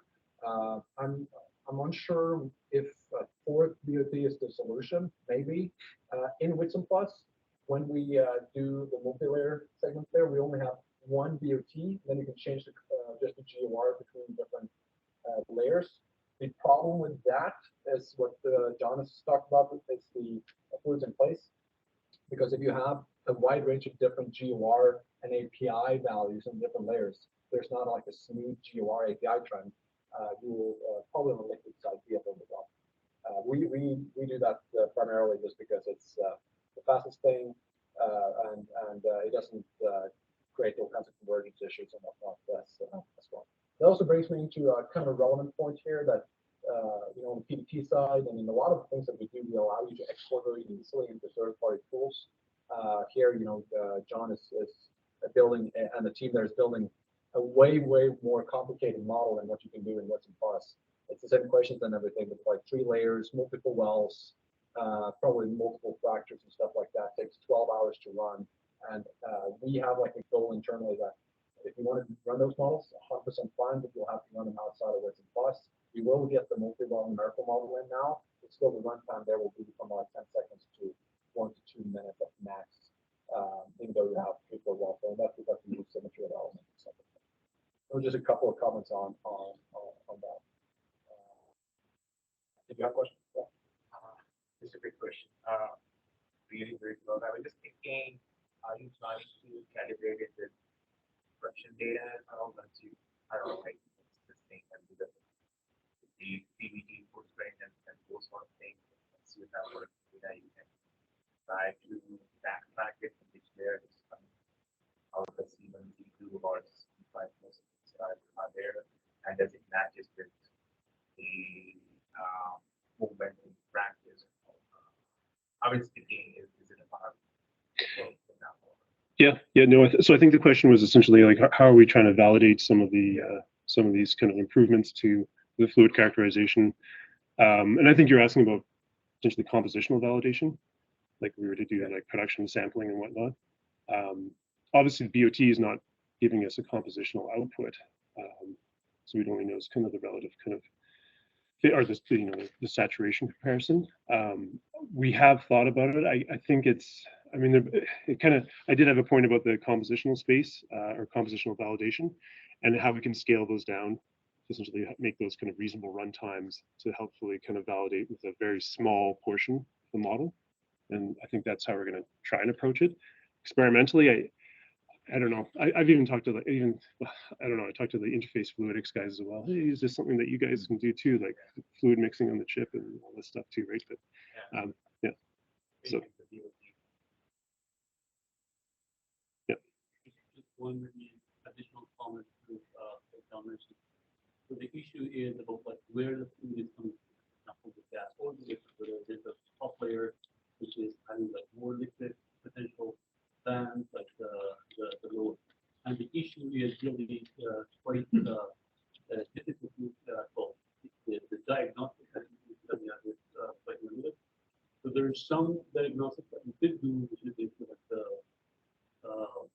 gas chromatography and some of the other stuff. And we're actually using that. But on top of that, like the simulation, which is equivalent to the what they do is you can actually sort of specifically ask for trace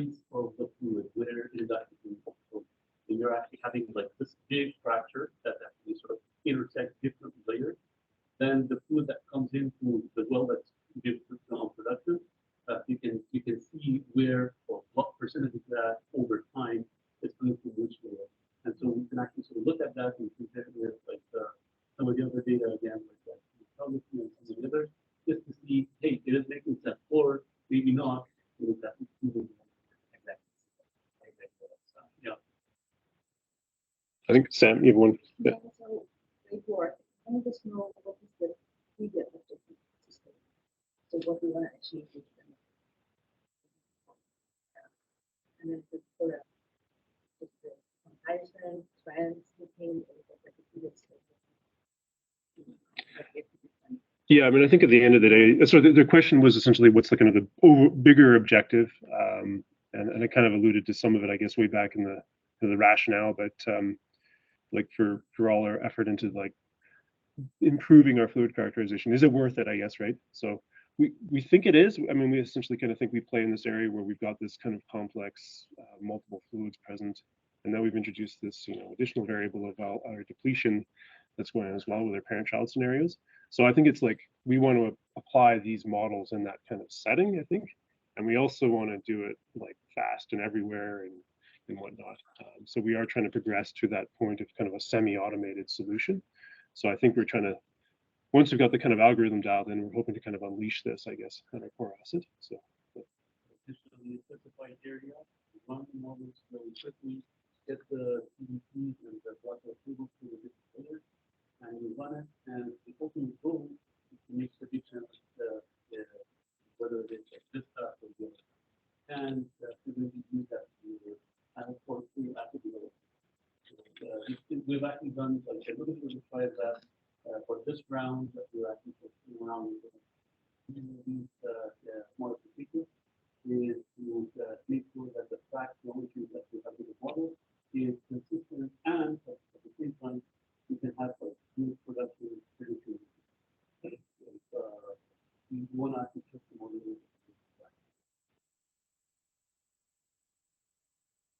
Thank you. Okay. Yeah, great. Appreciate it.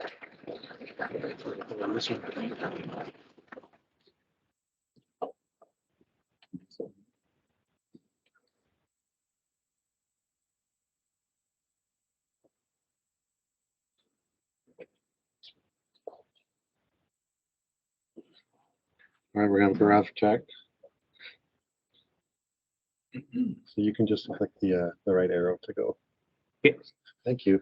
Okay. We'll have a quick break after this one.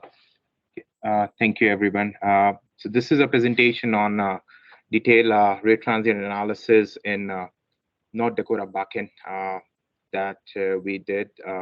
Just a disclaimer here. Here, this was the asset that was previously owned by CPG or Crescent Point, which was divested like recently. So I'll not be getting into the numbers, but the workflow will be presented. But I'll be happily open to discuss any other details. Agenda will be just a theory recap. Even though Matthias has touched upon, I brought a few of his slides as well. RTA, what is metrics and fracture gamma, how we used it, how we can predict or use these workflows for modeling a water bearing section, how to find out if there's a completely water bearing section which we are not able to highlight, or how to include that. Key considerations in backend, some of the results from the point above, then the whole workflow, how we use it. The main objective was to lower down the uncertainty in our EUR and IP values, and how we can look into it, how we can use integrated RTA workflows for EUR predictions. Then I'll just show some of the results, comparative results, and then we'll move on to one last summary plot between the different methodology for prediction EUR. Again, this is a border slide from one of the Whitson knowledge sharing session. As was mentioned in the beginning, there are three types of flow behavior: infinite acting flow, transition flow, boundary dominated. Mainly two parameters we are getting, LFP and OIP. Uh, but using those, we can get some other parameters indirectly, which has been used in the workflow quite heavily. When it comes to the different part of the workflow, we start with the PVT. Again, we are just using the BOT tables. Moving on to bottom hole pressure calculation. In some of the wells where we did not have, we used the correlations or the internally developed workflows that can be easily integrated into Whitson Plus. Thereafter, looking into multi-phase FMB, just try to benchmark what is the OIP or contacted OIP, I would say. And also here we can run material balance forecast just to, again, benchmark the EUR numbers. Then looking into analytical and numerical RTA, LFP, indirectly getting XF, the other parameters like K in the metrics, and then finally looking into simulation and forecast. There are a few key considerations in backend. Again, these were like in some of the areas they're more profound, some of them now. We thought that in some of the areas natural fractures are there, but not that much. So that work was also done. Water bearing section below one of the formations that seems to be there, and using the RTA workflow, we were able to highlight the same. Rapidly improving completion parameter and spacing consideration. So LFP, how we use the LFP for better completion optimization, and also well show a long transit flow regime. So in backend, especially in our area, we found out that rather than going from linear to one transition to boundary, there were multiple flows in between the compound linear and the early linears, and in between elliptical flow that we were able to see in some of the wells clearly. So that was also something that we used Whitson Plus and optimize our type curves accordingly. First issue was the permeability sensitivity to pressure. This was seen in few of the wells where we were not able to either match the late OIP trend or the GOR trend, I would say that, while matching the early LFPs. In case we match the early LFPs, the OIP was not. So vice versa was going on. And we wanted to come up with a match that will be good for both the situations, early and the late. One of the ways is to include gamma parameter, which address the permeability sensitivity, changes in relative permeability curves. But for that, changes in relative permeability curves is required, which pose challenges in matching the model with other wells. So if we just change the relative permeability curves, try to match it for some of the wells, but later on, this cannot be done for each and every well. So one of the solution was to come up with a gamma factor, which is part of the numerical model or numerical RTA in Whitson Plus.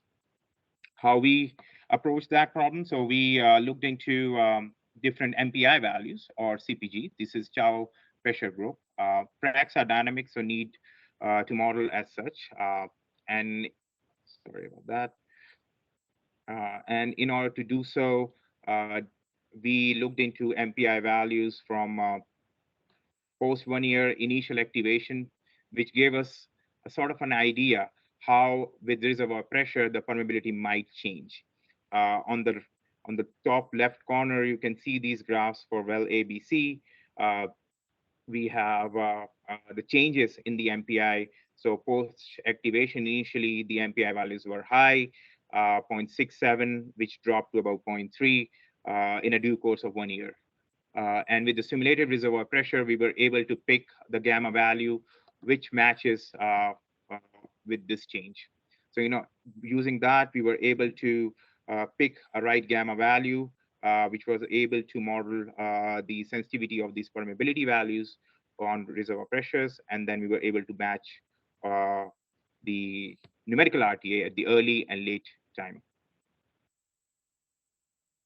The next, where is the water? So in numerical RTA, we look into LFP, trying to see how the GOR matches, how the cumulative oil. But if we do that, there was one thing that was coming out was the water cut and water oil ratio was not getting matched for many wells, even though all the other parameters was. So using first gamma value and then this, it was a consistent problem that we were facing. One of the things that then we found out that might be possible that we are not covered our basics properly. It might be a water section or water bearing section that we are not including right now. And then it was including later on in the numerical model, and which was able to match the water production properly. So in the bottom, you can see that these are the results of the numerical RTA modeling. In the top, this is numerical RTA, where this LFP, GOR, or cumulative oil matches perfectly. Here we had quite a gap in the water cut, but after including another additional layer with 98% water, we were able to match both oil and water production. Now moving on to this workflow. Even though many of you already know many of these steps, just will quickly run through that. But again, main focus was EUR. And as was mentioned initially, main parameter we get from RTA are LFP and OIP, but all the other parameters are indirectly calculated from those. So we start with production diagnostic analysis, just trying to make sure our GOR numbers are right, water cut is proper, and also bottom hole pressures or the tubing pressure that we have are correct. Then we look into decline curve analysis just to benchmark the EURs with our existing type curves and the B values. Moving on to flowing material balance, where we try to estimate the contracted hydrocarbon in place, and also material balance derived forecast. Then look into analytical RTA, again, trying to estimate initial estimates of XF, time to end of linear flow, K as well. The next step was including fractional RTA. So as I mentioned, the different flow regimes are being found in Bakken wells. So it's very important to not to confuse the end of linear flow with a transition flow. So it was very important for us to look into fractional RTA, get a value of delta, which can circle back with our understanding from numerical RTA as well. So we did that. And then based on those estimates, circle back again to the DCA, because here, based on delta value, you can get B values as well. Now, sorry, with those B values, we were able to then again tune up the decline curve analysis. And then again, this workflow till we get a little consistent values on the EUR values. And then finally, numerical RTA and some of the key results that you get, like OIP, fracture half length, B value, average vulnerability SRV, and so on. Here, this is something pad level results for the different steps of the workflow. Here we start with the FMB, where we try to get an OIP estimate from FMB and numerical, then try to get a sense of RTA, LFP values for the different pads, how they perform, the numerical model EUR. But this has to be looked into with the delta values, where the well is in terms of linear, transition or boundary flow, and also the fracture half length. One understanding that we have from delta values were like up to 0.35 linear, 0.35 to 2 transition, and less than 2.2 boundary dominated flow. But it's pretty subjective to the particular asset that you are working on. For our different asset, we use a little bit different cutoffs. All in all, there were key highlights from different paths which we looked into, and we were able to circle back with the completion parameters that we have used in those paths. Like for pad D, shows better LFP, fracture half length, and we were able to circle back it with the proper intensity, cluster spacing, and the other parameters. Similarly, half bounded wells perform better, and also one of the consistent outcome was the contacted OIP against the map OIP was about 40% or so. So similarly, we were able to evaluate all the paths using a different part of the workflow. Okay, this is one of the slides where we talk about, and I'll quickly rush through this. We talk about the PNR, which is pressure normalized rate, and try to see it from GOR. So this is trying to see how the productivity of the well with GOR changes and how we can circle it back with the way we are producing the well. So productivity analysis with GOR trend shows inverse behavior. And all in all, we were trying to chase the time at which any of those wells reaches this peak in the GOR and how we can delay this time using our production practices, like the bottom hole pressure initially, how we can improvise so that we should reach this point at a later stage of the well. And all this is just the key messages that LFP should be used for the initial production, while the ratio of LFP to OIP should be considered for EUR. With similar completion parameter, LFP increases the well spacing and completion intensity till it reaches plateau. It is difficult to pick right LFP for the wells in the initial phase of their production. Thus, delta values derived from fractional RTA has to be looked into before picking the right LFP. And also in back-end wells, we found out that gamma parameter can tune up the motor better. This has part of a machine learning workflow that we adopt, but just wanted to highlight this graph on the top right, where we revise our RTA values, and with the machine learning, we were able to converge it. This gives us better confidence on the EUR values. As we go on production, the RTA derived EURs and the machine learning and other methods try to converge. And this is how we even change our LFP values and the other consideration, just so that with the multiple different methods which are independent, we are able to come up with the one EUR numbers, which is reiterated in this graph. These are the three values from DCA, EUR, machine learning, and RTA derived, and they were pretty close, except for the pads that are like very limited in the initial production, like 3 months and all. But using this workflow from the different models, we were able to find a consistent EUR numbers. All in all, these are like key messages that we found, or these are key conclusions. Both fractional metrics show sensitivity to pressure, thus require gamma factor. MPI can be used, or chai pressure group method can be used to pick the right gamma values. And also fracture seems to grow into water-bearing three forks, or section middle three fork or lower three fork, which was highlighted using RTA. Thank you. If there's any question.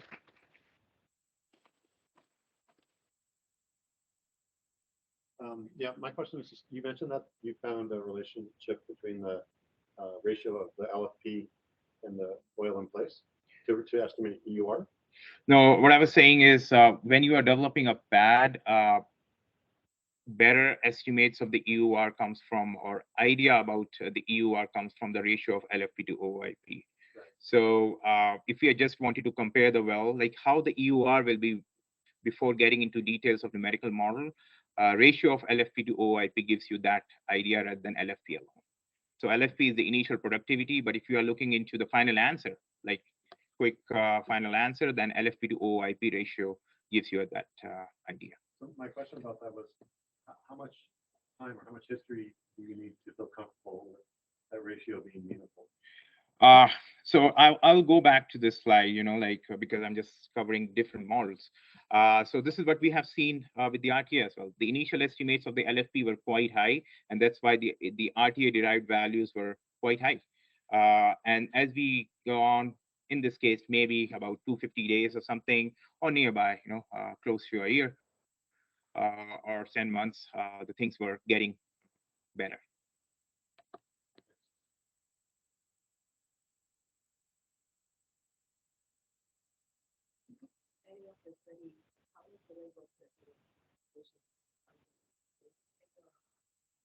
It's mainly undersaturated area. So we are talking about, again, this is in our area, saturation pressure was nearby 2,300, while the initial reservoir pressure was 6,500 or 7,000 PSI. Using the pressure dependent and using where you are reservoirs that you are basically. Yeah. If it had been saturated, then we would be looking into some other avenues, 100%. I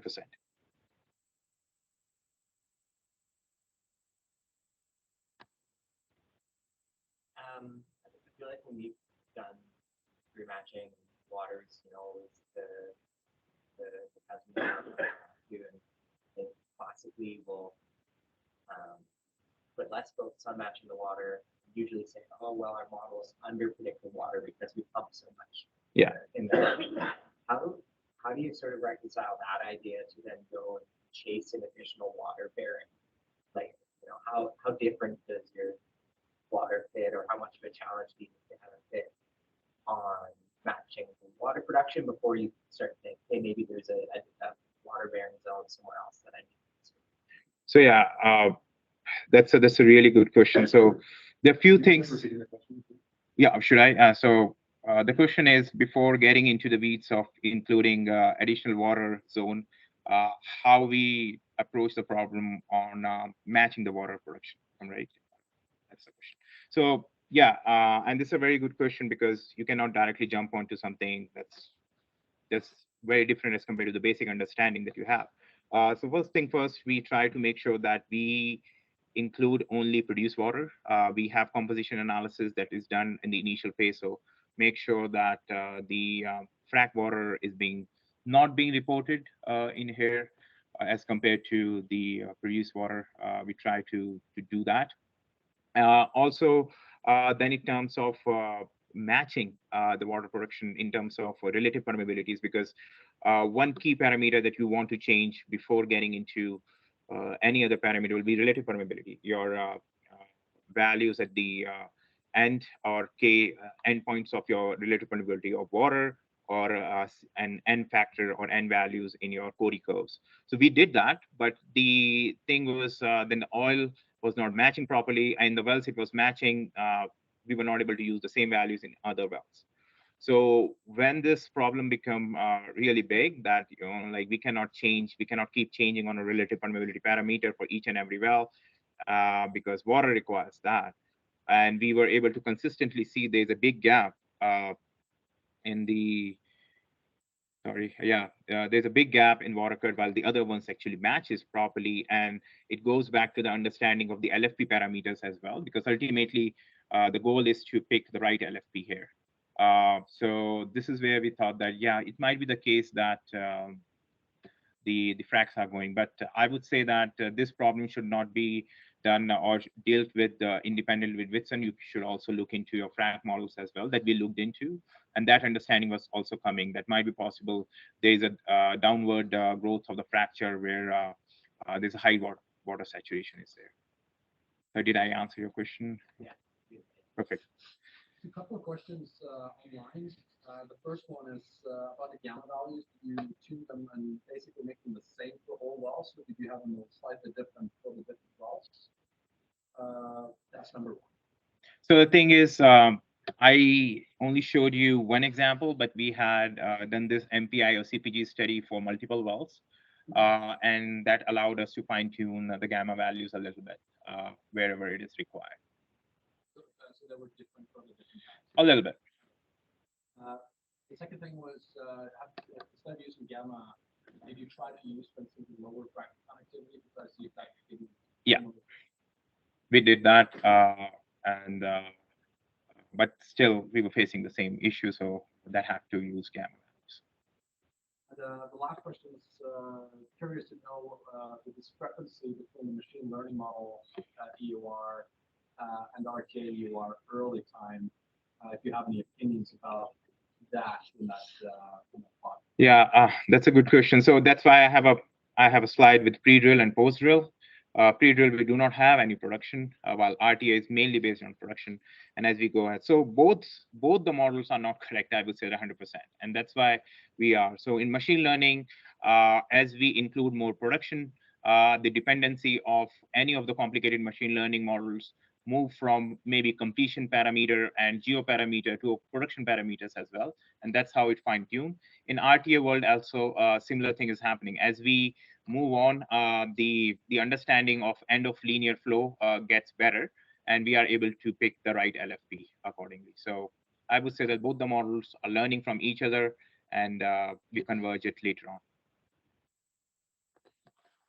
Yeah, we're going to take a very brief 5-minute break here, so we're going to get back together here at 10 minutes after the hour. And then we have 3 talks. Thank you. Thank you. Thank you.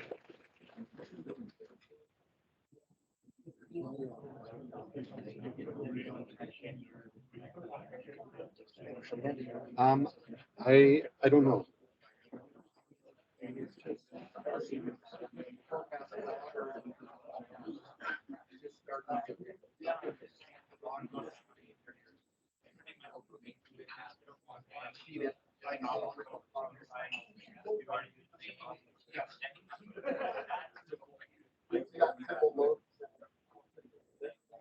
Get it to fairly quickly. Then you look at when they hit that point, so what the water relation to it doesn't change. The problem is how long you actually.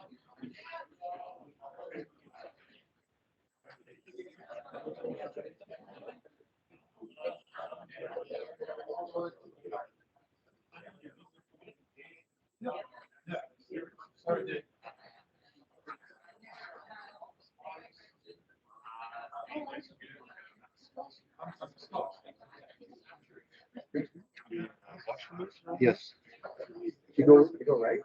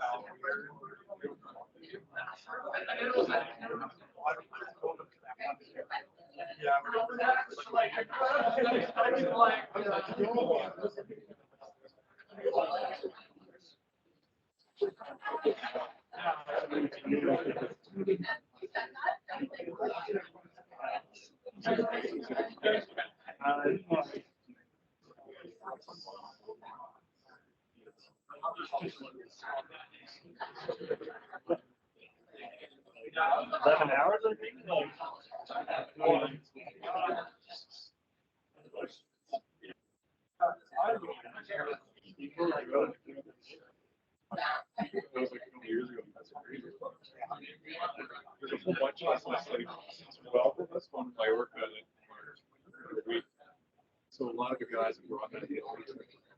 Okay. Other guys are like, yeah, yeah, yeah.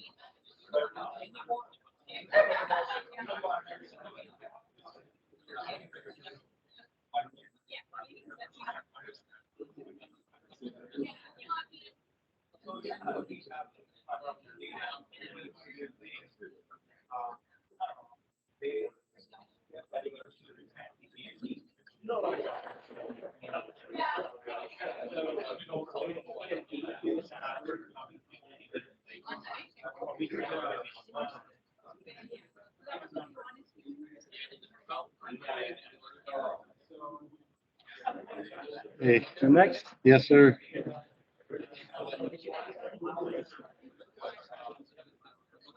All right, we're going to take our seats again.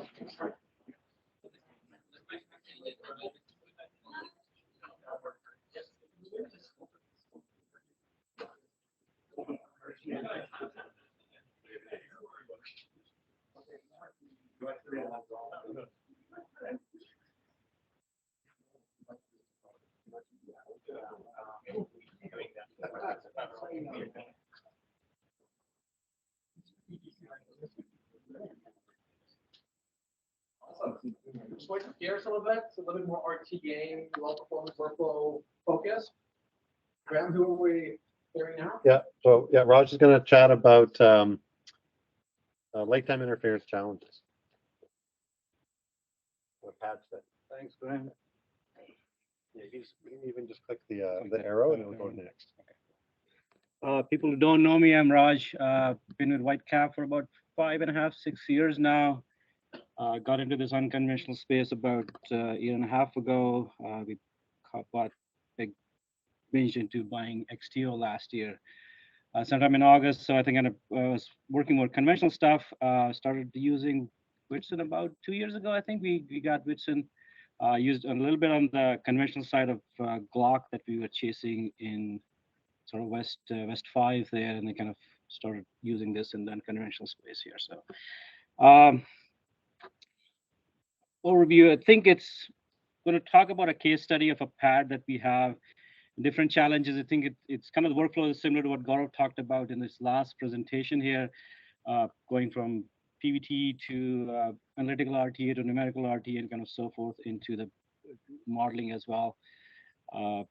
So it'll be similar, but kind of a little bit on a detail as to what we more focus on, what we have found more effective as we kind of go through the history matching phase and kind of looking at the stuff, and then kind of challenges we step on when we.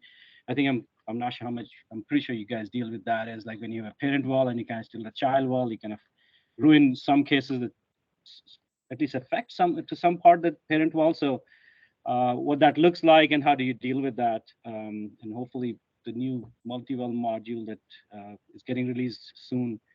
I'm looking forward to that, kind of work in that space. So I'm going to talk more about, so we have both Montney and Duvernay. We use it extensively in both the plays. This example is more to do with the Montney.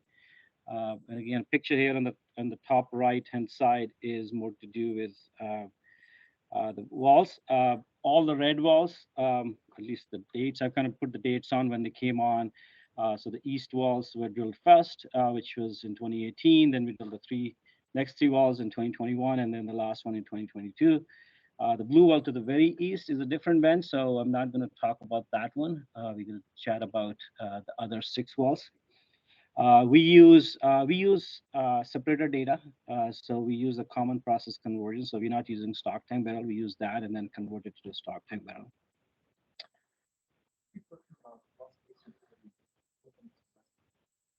So this is within a section. The whole thing is within a section. So you can say 1,600 meters. So we kind of further apart between the western wall to the next east wall, which is the parent wall to the 2022 wall. It's about roughly about 350 meters. You got closer space. So each of the dashed line, if you see, is about 400 meters. Let's see. So you can probably estimate they are about 200 meters between the 3 walls, and then the furthest east walls are a little closer than that, 2 walls. So we do have a very transitional space where the fluid is changing very rapidly. We have areas where every 200 meters you see a CGR changing. So Whitson does a pretty good job with that. We see a parent-child interference effect. Kind of when you start seeing the interference effect, singular modeling becomes a challenge. So I'm going to go through that. Where we have found in a lot of iterations we have done and a lot of history matching we have done, we have found spending a little more time on the front end on the PVT, we found tuning up OGR versus pressure. We found it very effective. The kind of picture shows you, we use a saturation when we initialize, we use a saturation, pressure, and initial GOR to initialize the stuff on wall. And then we really stress on the second picture on the left-hand side, you see at the bottom, is under the flowing material balance, there's a tab called recovery factor analysis, where you have the OGR versus pressure plot. So once you initialize the stuff, you come back to this thing and look at how the match looks.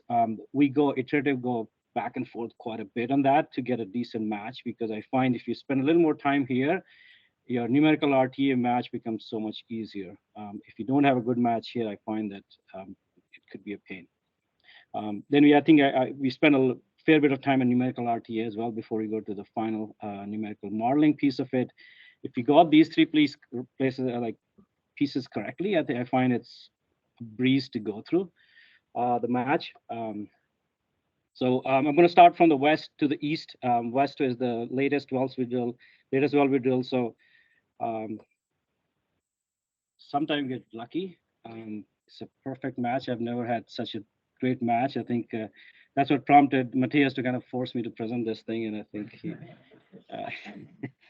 So again, it's a perfect one. I think I've never seen anything like this before in my RTA thing. So again, stressing on the top right-hand side picture you see over there. When you get that match perfect, you can literally go into and kind of, you don't have to do much effort after that to kind of get that stuff. So oil, gas, bottom hole pressure, GOR, water. We don't. Early time water match is also always difficult. I think there was a question last time, how much do you care about the flow back and the water match? So we don't, the early time matches, we don't look at it as too much on the water side of things, because we know we're getting a lot of flow back water. But I think later on, if we get a decent match, we're pretty happy with that. The next one, you start seeing some interference. The first offset well, you can see we get a decent match, kind of highlighting the red at the bottom there. So kind of over here, you kind of see the bottom hole pressure match kind of starts getting a little wonky. We do run it. Most of our history matches, we do run it on gas match. So you can see a perfect gas match, but we're trying to match the pressure here. So when you look at the CPG, you kind of around 0.3 once you hit this thing here. So again, the actual well is kind of depleting faster, which is kind of a effect of of depletion, but the model is not seeing that thing at all. So we start getting into some issues over here.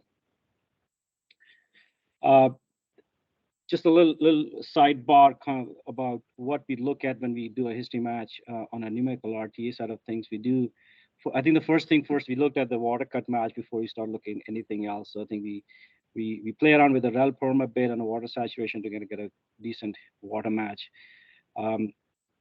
We look at GOR from a couple of different perspectives. Like when you look at this match on a QM GOR perspective, it looks pretty awful actually. Like you look at it's pretty bad in the early time, and then think it doesn't match it well. But I think when you look at it from a actual producing GOR perspective, not from a QM GOR, you start seeing it's a pretty good match up to this point, and then you start seeing interference. You start getting into this issue over here. So I think stuff that doesn't look very good on a QM GOR may look pretty good on a instantaneous GOR. Now again, when you zoom into this thing, which is kind of shown over here, it's a very early time data, which is kind of skewing up your match. I don't know, it could be bad data, bad allocation data that you're kind of dealing with over here. So how much do you stress on that is the question over here. So we do look at a couple of ways. Like if I just look at this one, I will probably be spending 5 days trying to match this thing. I may not still get the good results. So I think we look at it from a different perspective as well. The second well over, you do start seeing some interference as well. So I think we kind of similar story to the previous one. We do see a GOR collapse happening as well. So we try to match that. We're not able to match it perfectly. The bottom hole pressure story is the same thing here, that we start seeing a deflection in the bottom hole. In early time match is pretty decent, not exactly, but again, we do start seeing so. So CPG is kind of helping us a lot, chow pressure group, to kind of point out interference when that happens. So sometimes you get swayed into thinking it's interference. This wall, the fourth wall from the west side, you start seeing this deflection in the change in slope in the pressure plot. You kind of put it. You start thinking it's interference happening, and you're kind of seeing depletion from offsetting wall.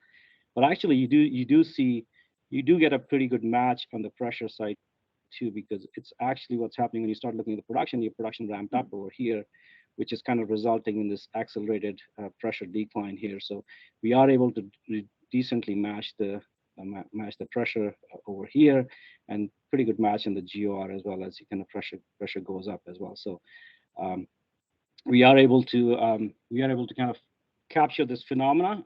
Every time you see pressure depletion kind of accelerating, it may not be interference effect. It could be just the way the production practices are being done. So this guy did not see any interference. These two we start seeing interference over here. The last two wells were drilled around the same time. I didn't see much interference. Oh, they were the parent wells too. I think they didn't see much effect when these three wells were drilled.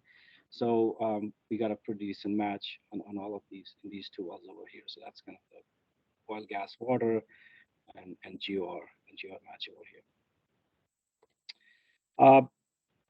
It's the last slide before the conclusion one. So what we also did here was we started plotting just kind of the EUR versus a FMB. So we do compare the different methodology, and this is just a plot showing you what a crossplot between the different methodology, what it looks like. So again, you see these are the 6 wells I showed you over here, or in the previous slides. You do see a pretty good match, 1-to-1 match once you're going to get it to a boundary dominated flow. Again, this guy here, which saw the most interference, it's kind of off the 1-to-1 match, which kind of suggests that also kind of sort of as expected. Actually, it's not surprising it's off the match, because a numerical model is going to tell you a bigger number, which was matched on the initial history, which was seeing a bigger oil in place. But once you start interference happening, you start seeing a smaller oil in place, gas in place calculation. So not surprising. So that's what we typically do. We do use quite a bit of actually pretty much we do a lot of Whitson for both the Montney and the Duvernay play we have at Whitecap. Again, stressing, I can't stress enough on the initial fluid characterization analytical work before you jump into numerical modeling. History matching and kind of working on a lot. I think we've probably done 50 to 100 wells in Duvernay and Montney. I find that this spending additional time in echelon is very important. When you have non-interfered well, we get a relatively good history matches. Once the interference happens, we start seeing some effects which we are not able to capture yet in a single well model. Chow pressure group is kind of confirms some of the interference effects that we see. Similar to that, I think we once the interference has happened, I think it's challenging to history match the well after that.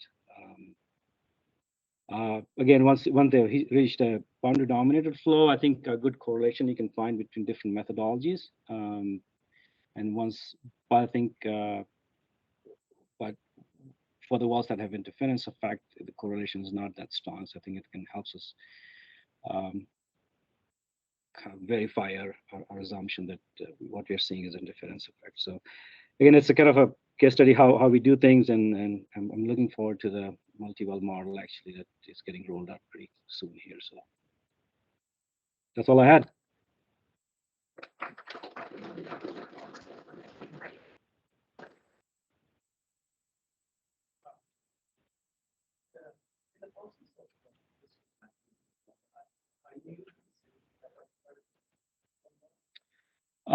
The question was, are we using the same relative permeability for all the wells? We do actually start off with the same place. So say once we've history matched the older well, we try to carry forward the same rel perm endpoints and water saturation, or like the critical water saturation and everything. Sometimes we have to change a little bit, but not a lot. I think I think we do carry through a lot of the other parameters as well. We'll probably go determine your frac half lengths and the frac heights, and we kind of copy through. And the way we start with those is we do a extensive frac modeling as well. So I think we start off with there and kind of history match, and sometimes we have to change some stuff, but I think there's a bit of frac going back and forth between them to kind of arrive at a number.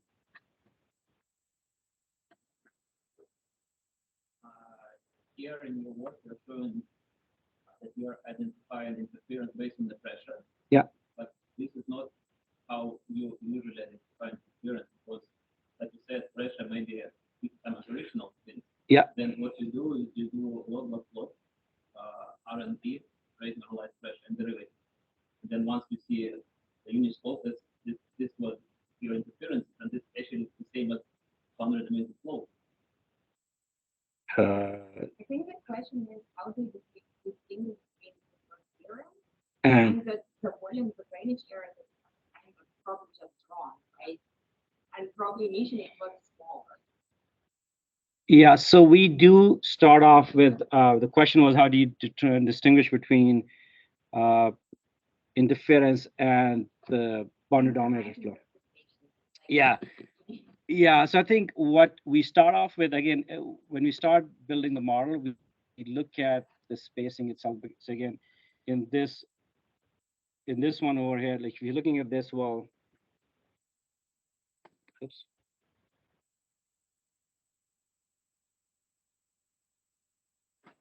I don't know. Side. Okay, here you go. So like this highlighted well in the middle here, I think we're designing the box to, you know it cannot be bigger than so much, right? So I think you design that stuff, and then you kind of start off there, and we start off also with a like an unbounded well. We start looking at the frac half length, what we get from our from a frac. Say again. Frac. So we do. So we start off with we do a lot of frac modeling before we drill a well, and then once we have drilled a well, we do a FBA analysis, flowback analysis, and we look at those two NMEM, kind of the two values, and that kind of gives us a fairly good assumption of what our frac half length is. So we start off with that, and then based on that, with the model, we start history matching and seeing what we're getting. So I think. Why don't you do RTA? So once you do RTA, you do a lot more floor, you do mesh and derivative, and that's it, and some interference because it's a really slow. Yeah, you don't want that to be small because it's the brain, right? And if you have a deviation, because you Yeah. solve it on a sheet, this kind of deviation is probably the brain area has changed. So this will give you a clear idea of the brain rather than like because it's a fracture half, Yeah. right? So let's do that from what's fracture like fracture half, not necessarily the fracture half, like well, right? Yeah. So this to estimate what flexion is supposed to get from RCA. I mean, Yeah. No, I think no, it's a good. I think we haven't done it that way, but it's probably a good idea to kind of look at that that way too. We do defits, yes, we do. So we bring in some of the values from defit, especially the compressibility from defits. We'll bring it in. We bring in some of the other pressure values and stuff. So we do defits on each and every well. So we do bring in the values from there as well. Yeah. Maybe just a workflow question. Would you be able to run these sort of classical workflows on all your Mountain wells? Interpreted LFP and interpreted resource place for every well in Montney, or is it a bit more like an app? No, we do it on every well. So we are kind of getting there. We're not fully there yet, but we in Montney, most of the major area we are active in right now, we have it. In Duvernay, wherever we are active, we have few wells, but the effort is to kind of do it for everything that we operate. Yes. Interesting presentation. Thank you. I'm just wondering, what's your motivation then to now go into American Modeling? What makes you think about there? What's the? Oh, you mean the full? You mentioned this great way to get your Yeah. Now you're going to American Modeling. Numerical modeling we do within the RTA, within the Whitson Plus software, we do that. What are you doing? Fine-tuning your brain? Fine-tuning. If you get a decent, I think we find if you get a decent match on parameters from numerical RTA, it makes our life easier. Sometimes we find we are draining beyond the fracs as well. So I think that is not very well captured within the numerical RTA. So when we don't get good matches on the numerical RT, we have to go to numerical modeling, kind of if we are getting drainage beyond, and we are seeing that in some of the big wells that we have and we are seeing a higher perm, matrix perm. And in those cases, we do have to go to a numerical model to kind of get a better match. I think it gets an idea on like when we are planning on the well spacing and stuff, gets an idea on how far depletion has gone. I think from the visualization basic tools that we have, I think it helps us. Raj mentioned numerical RTA. If you're not familiar, that's a new multi-phase linear flow diagnostic from Apache, and it's the term numerical RTA just the clarification. That's a step before the Numerical model, yeah. Yeah. You can literally go to numerical RT and export if you got a good match, actually export all the parameters into a numerical model, and that makes a life easy. Thank you, Raj. Thanks. Just one quick question. You mentioned a CPD value of 0.3. Yeah. This is after production of That was 1.5, 2 years, I think, like it was the history there. So just like 2 years to CPD value of 0.3, you're seeing differences there. So it's not very strong, but we are seeing that stuff. I think we do see I think we do see all the time. I don't know how we do see when we drill wells 300-400 meters away, even after a year, we start seeing some because the fracs communicate, and you start seeing some of those interferences. They should be. They could be, but I think within what we're experiencing is we're not seeing as high as a 0.5 or so. Even in the initial stage, we're not seeing that high. Thanks. Okay, we're going to keep moving along.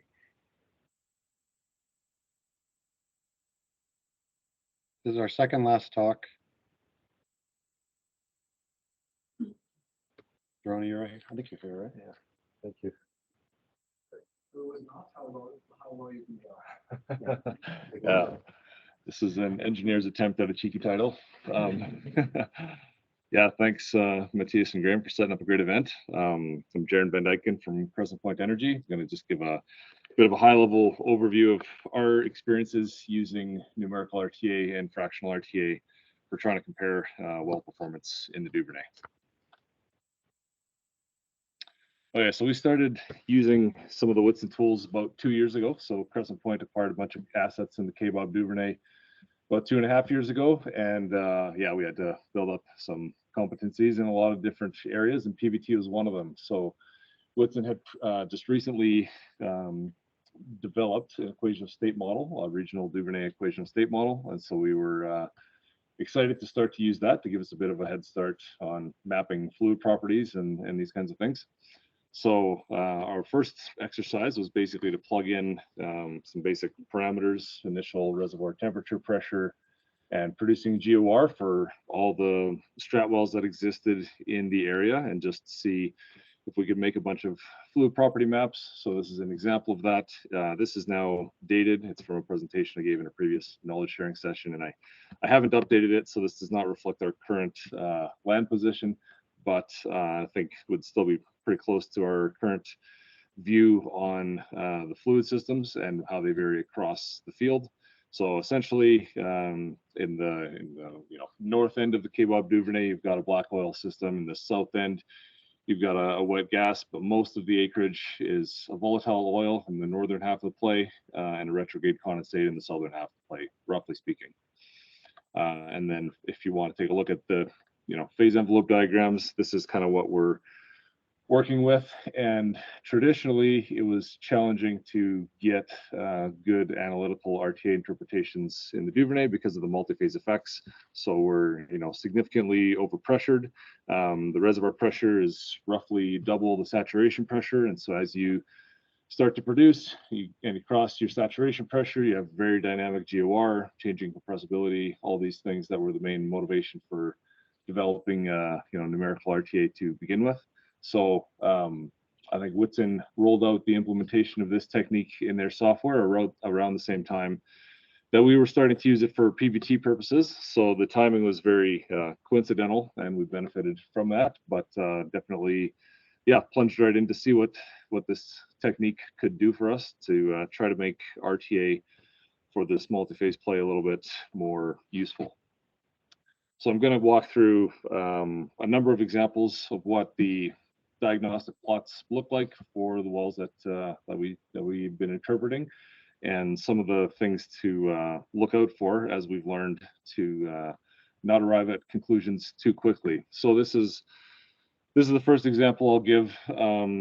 This was on production just over a year when I did the first interpretation on it, and then I did interpretation number 2 about a couple months thereafter. When I initially took a look at a handful of wells in the Duvernay, naturally you want to look at the wells that people are talking about the most, which means one of your most recent wells. And from an RTA perspective, that's not necessarily that great because you don't have as much production history as what you need to actually, get a solid pick on oil in place or those kinds of things. So I was very excited at the point of interpretation number 1, because this was one of the first wells that I thought was actually looking like it could be in boundary dominated flow. Because yeah, again, all the wells I've been looking at were fairly recent. They were all still in linear or type of transitional flow. And I was like, okay, what does a Duvernay well look like that's in boundary dominated flow? And I thought this was it. You have the instantaneous LFP plot there in the upper middle, and you've got kind of what looks like a nice decline there for roughly 120, 150 days. So this was my one candidate in my first population of wells that I looked at that I thought was in boundary dominated flow. And when I revisited it, 2 months later, then you see what happened on the instantaneous LFP plot.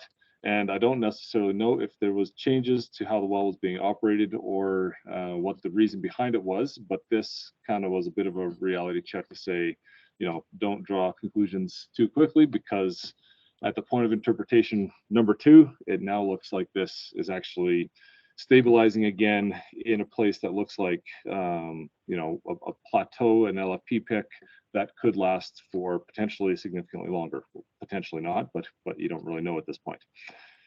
The implication is that, you know, what's called the EUR on the first interpretation Z, then the EUR on the second interpretation was 40% higher. And to be honest, was actually quite a bit more reasonable and in line with, you know, what we were predicting from a DCA perspective or other methods. So this was great because it kind of aligned what we were, or aligned our view of this well from a few different perspectives. But it was, yeah, a bit of a learning experience to say, especially when you're interpreting new wells, don't come to conclusions too quickly about what you think is going on with them or what flow regime you think they're in. So this, I don't know. And that's what I'm saying. There might have been, but I haven't looked at the details. But yeah, so the first point is don't come to conclusions too quickly. But then the second point is, this is when I think the fractional RTA technique was implemented in the software and released, and we got to start to play with that as well. So then now I'm like, okay, we've got the numerical RTA approach, which is great, but now how can we, like, is there more information we can get from the fractional RTA plots that can help us in our interpretation of these numerical RTA plots? And the answer there for this particular well was definitely yes. So the fractional RTA plot for this well is in the upper right here, and we can see in this interpretation a delta of around 0.35. So as you recall, delta of 0.5 is linear flow, delta of 0 is boundary dominated flow, and everything in between is kind of a type of transitional flow. So this is, you know, definitely right in the middle, or if anything closer to linear flow than boundary dominated flow. So now when you have a tool like this in hand and you see a plot like this, then you can definitely say that, you know, your interpretation number one was definitely premature. And this plot here from the fractional RTA technique definitely supports interpretation number two, where we think we're, you know, still in linear flow or a type of transitional flow that's at least closer to linear flow than boundary dominated flow. So that was, yeah, one of my first early learning experiences. Now I've got a handful. This is kind of a summary of what I just said. One of the few wells initially in boundary dominated flow, yeah, showed us some surprises, which basically said our LFP pick ended up being a bit higher and the EUR translated into being a bit higher as well. So I've got a handful of these examples to kind of compare what they look like.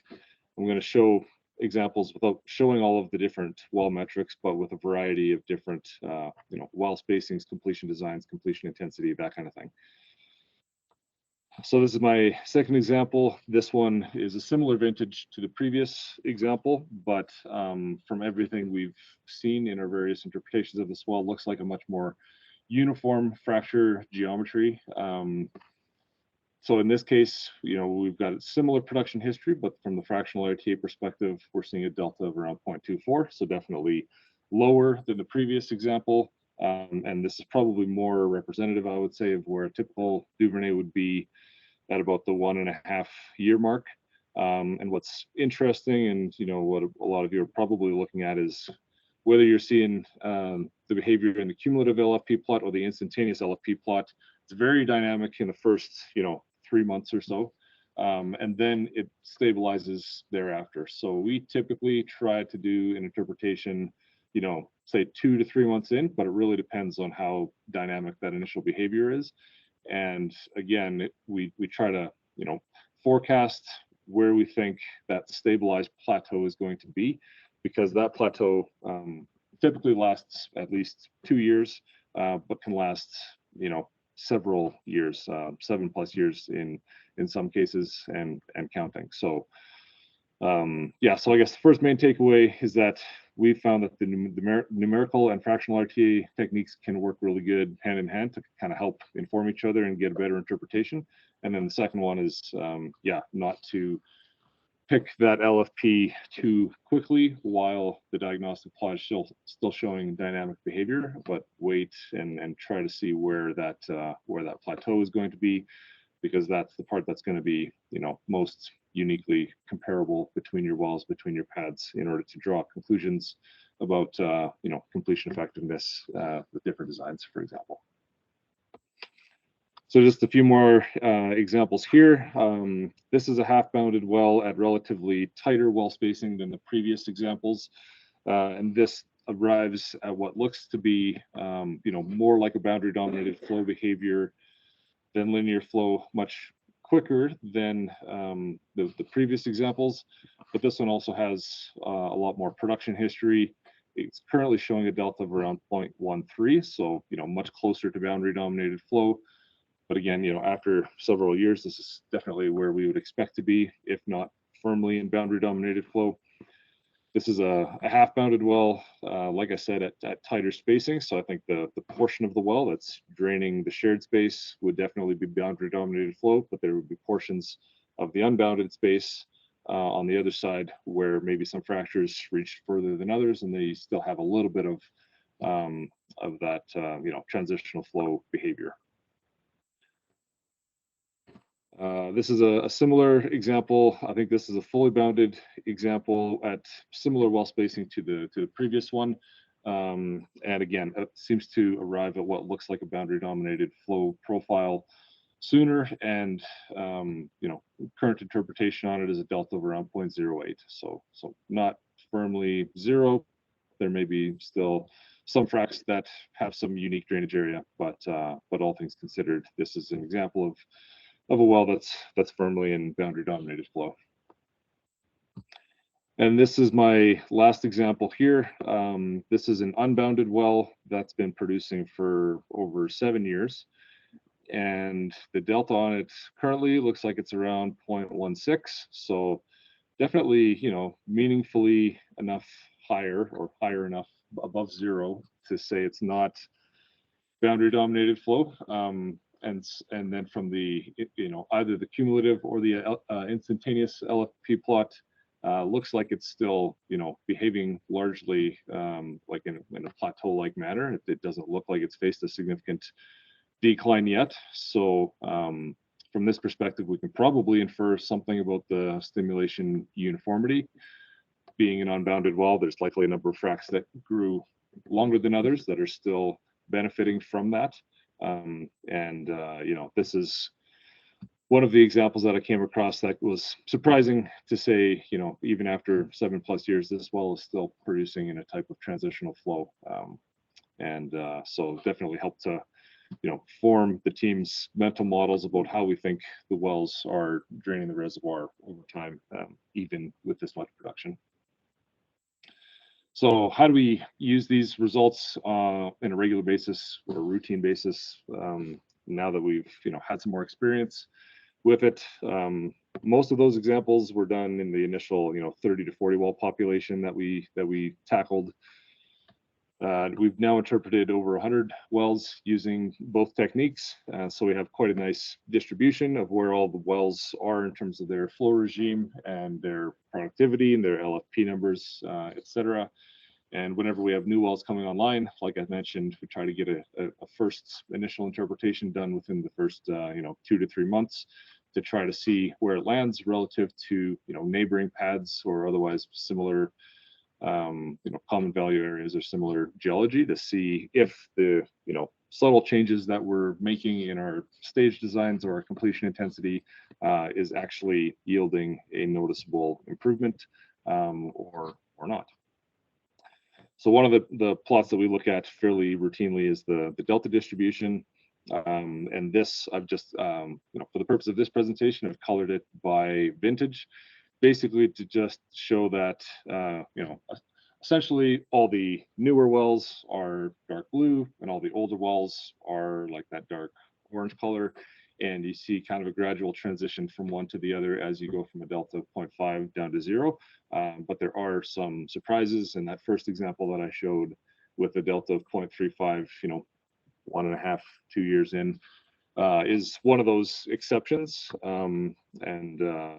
Yeah, that information can be very useful in firming up your interpretation in the numerical RTA and therefore your properties that you propagate into your numerical model. So yeah, so I mentioned the delta distribution plot, we now look at this at a pad average level. So each one of these bars is a pad, a 4, 5, 6 well pad, and the magnitude represents the average of where that pad is at. We've drilled in a lot of different areas across the field, and so we like color it by CGR and just kind of see how the pads are progressing through the flow regimes. All the ones that we've currently interpreted, we'll usually every 2 to 3 months do a quick refresh on those, and then add to the population the new pads that have come online since then as well. The other distribution plot that we typically show is the average LFP. So again, pad average, each one of these bars is a pad. And yeah, we like to see where our new wells are coming in. The one that I've grayed out there on the far left, this is one of our most recent ones. We say that's preliminary because it's still in that very dynamic portion of the LFP plot.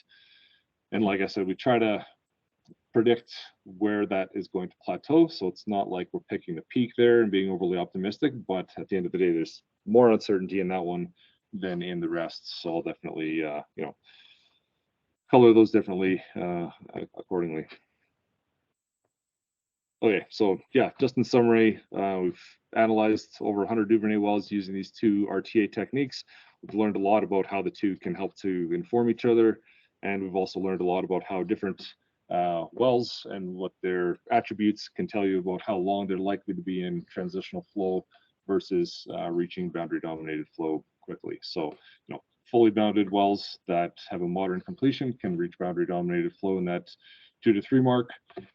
Older wells that were at tighter spacing with heavier completion intensity, we've seen reach boundary dominated flow faster than that, but then half bounded or unbounded wells with lighter completion intensity, we still see them being in transitional flow even after 6 or 7 years. So in short, we've definitely found these 2 techniques to be very useful and instrumental in comparing well performance in the Duvernay, and would be happy to discuss further if anybody else would like. So that's it.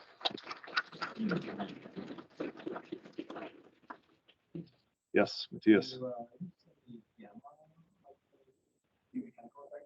Yeah, it's a good question. I probably should, and we played around with that initially, but I felt at the time that in order to do it properly and consistently, it was going to require a fair bit of time to nail that down. So for the sake of consistency, all of the interpretations in here, I do not have a gamma factor in, but it's on the list to look at to see if we can arrive at a parameter or parameter range that we're happy with that wouldn't compromise the consistency and methodology, if you will.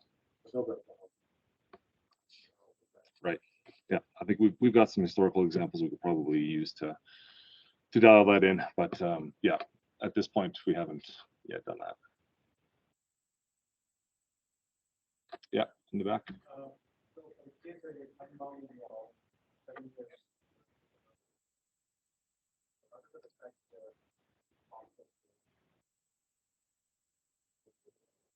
Yeah. So I would say that since that time, our well spacing has increased. That mitigates pretty much most of it. But certainly whenever we drill next to, especially a high performing unbounded well, we'll look at what that cumulative production is to date. And we do some reservoir modeling as well to try to get a sense of what we think the production impact is going to be on the child well.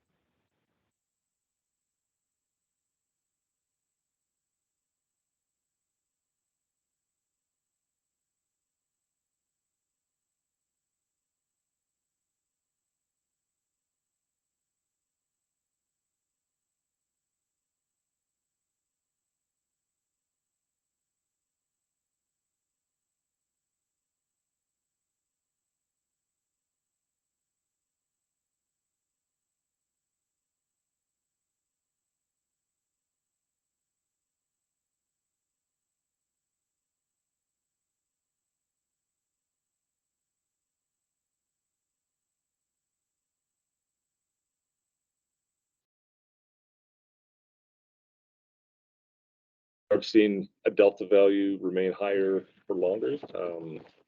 It's representative of an ineffective completion or a less uniform stimulation for sure. And that, that means that some fracs are longer than others, and the longer ones could potentially intersect where you're drilling. But I wouldn't say that it would be a small subset, and I don't think it, from what we've seen so far, has significant impact on production. So, yeah, it's another piece of information we can use to finalize our plans for our future pads. But at this point, we haven't done that specifically, where we say this well on this pad had a high delta value for longer, so we're going to offset that a little bit more. And it's, if anything, it's probably more like this one's not draining the reservoir as efficiently as it should be. And from a parent-child perspective, maybe that's actually, beneficial to the child well. So yeah, that's kind of how we look at it. We got to move on, or we got time?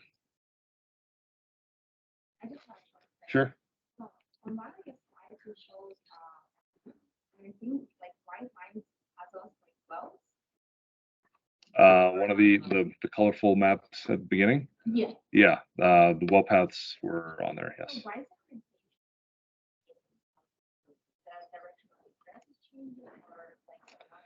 You're wondering why some are on azimuth and some are on grid. Yeah. Yeah, that's just at the time.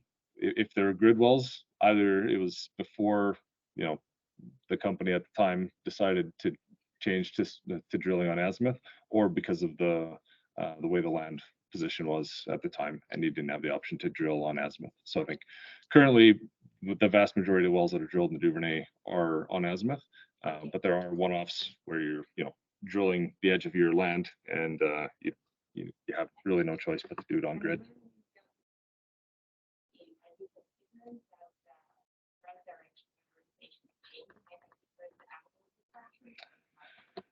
We do, like I mentioned, when we do our fracture and reservoir modeling, we take that into consideration.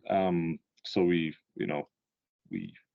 from the Whitson tools, we take the outputs from the numerical RTA and the fractional RTA, like the LFP, the oil in place, the delta. We use those to compare completion performance or well performance across pads. Yeah, for detailed reservoir modeling, that's where we go the extra step and take that orientation into account. Yeah, you bet. One last quick one at the back. Yeah, just when I look at your fluid saturation method, I have to assume there's difference in pore pressure across that large area. The pore pressure zone, it's very difficult to get. So yeah. How do you account for changing pore pressure? Yeah. Yeah, the question is basically how do we account for different pore pressures across the field? In the reservoir models, then we definitely have unique inputs for stresses and pore pressure profiles for wherever we're doing specific modeling. In Whitson, I don't think we've loaded pore pressure as an input there. So maybe we don't account for that, but majority of the pads that we're comparing, are in similar type well areas where that would be relatively consistent. So. Good.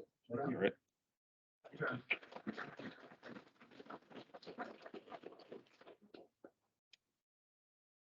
All right, we got Will and Angela for our last talk.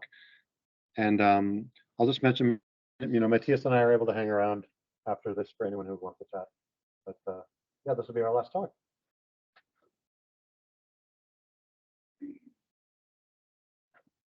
Show me on the clicker. I can run the clicker. Hey folks, my name is Will Hutchison. I'm a reservoir engineer out of Intiv. I like to say I'm a bit of a pretend reservoir engineer. Started my career in drilling, production operations, and facilities engineering. So it's been pretty cool to hang out with a bunch of smart people in the room and being able to learn from you all. My name is Angela, and I'm a senior data scientist at Ovintiv, but my background's in petroleum engineering. Also kind of started my career doing lots of different things, eventually settled in reservoir, and bounced around to software that was kind of oil and gas adjacent, and recently came back to Ovintiv and excited to get my hands dirty with more technical data again. So this presentation takes on a little bit of a different vibe. Everything was like super technical, very reservoir engineering heavy. So before we get into it, this is kind of our agenda, but I just wanted to take a pulse of the room and online. If you're online, if you give a thumbs up if you are familiar or do any Python coding, and then raise your hand in the room if you do any Python coding, just to see how much detail I need to go into. Oh, you need to raise your hand. So this presentation will go through kind of the data challenges of historically using reservoir engineering, any kind of simulator. And then we'll go into some more software engineering things like APIs, SDK. And if you don't know what these are, don't worry, we'll go through them. And then we'll share a little bit about what we've done at Ovintiv to really kind of supercharge, I suppose, our use of Watson. So the data challenge that we've seen with reservoir simulators in the past, right, is that first of all, reservoir engineering analysis requires a ton of data. So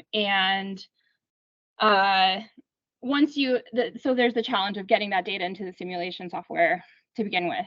And then getting data out is also a headache, because then now all of your amazing insights and analyses are trapped inside the software. How do you get that to other people, the geos, the drilling engineers, the production engineers, who might be able to leverage the conclusions of those analyses?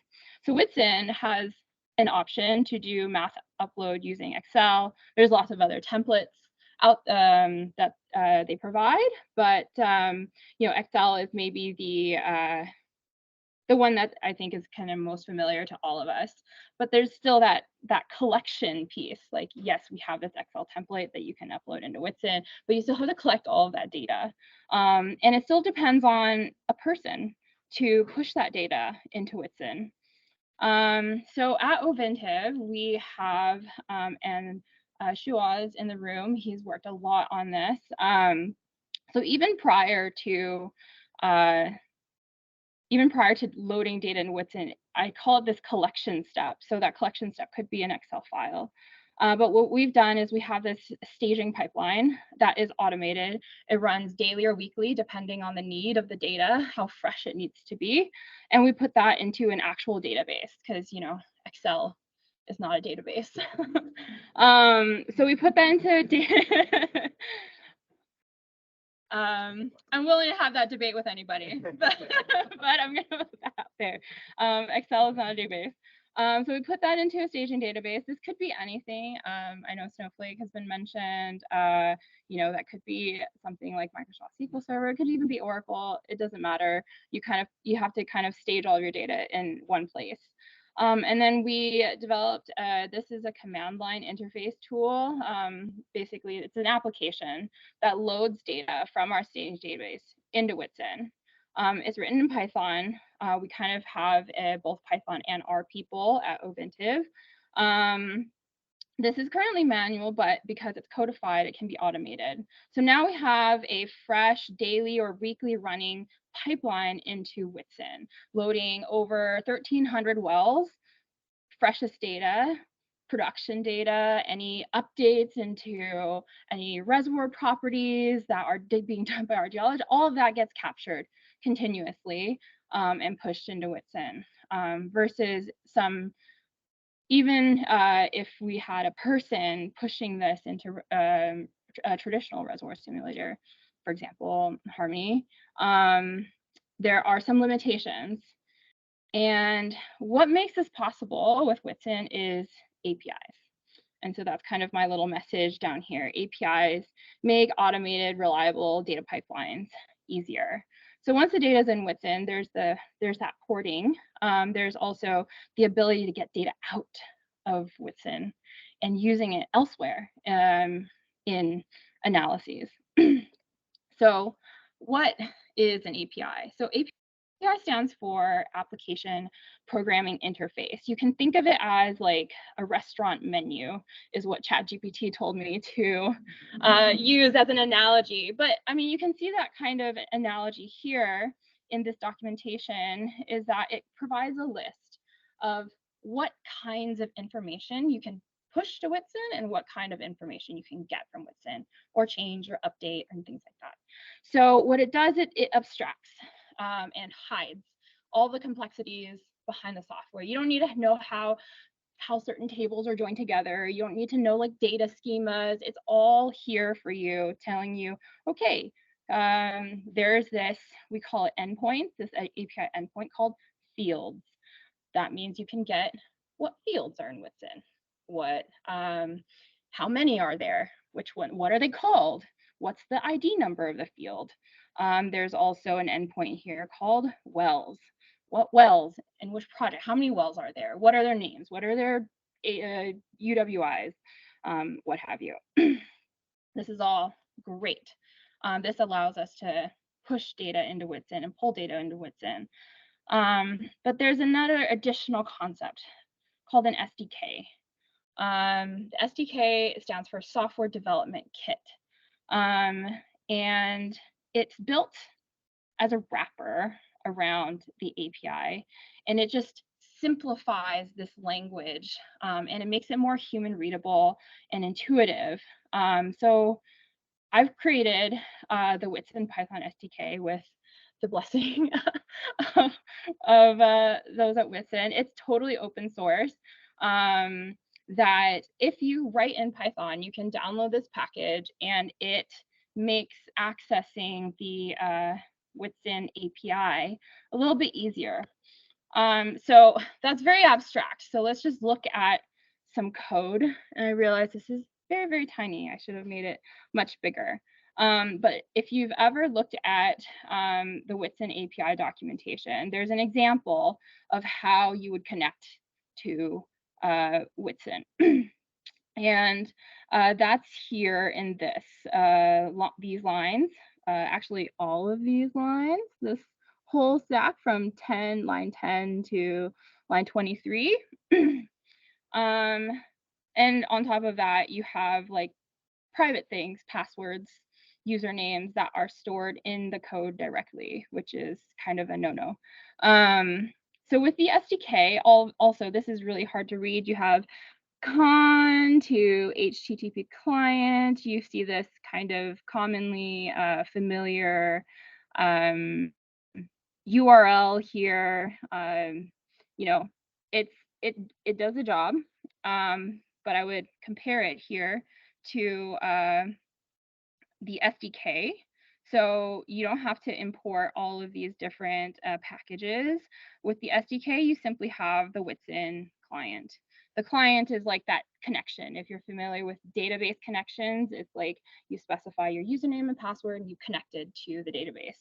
So this client is that connection. So the configuration, you port it all in from environment variables. You can store that in an M file rather than your code, so that makes it more secure. Then you define your client. So this is very easy to read. You have your client name, client ID, client secret.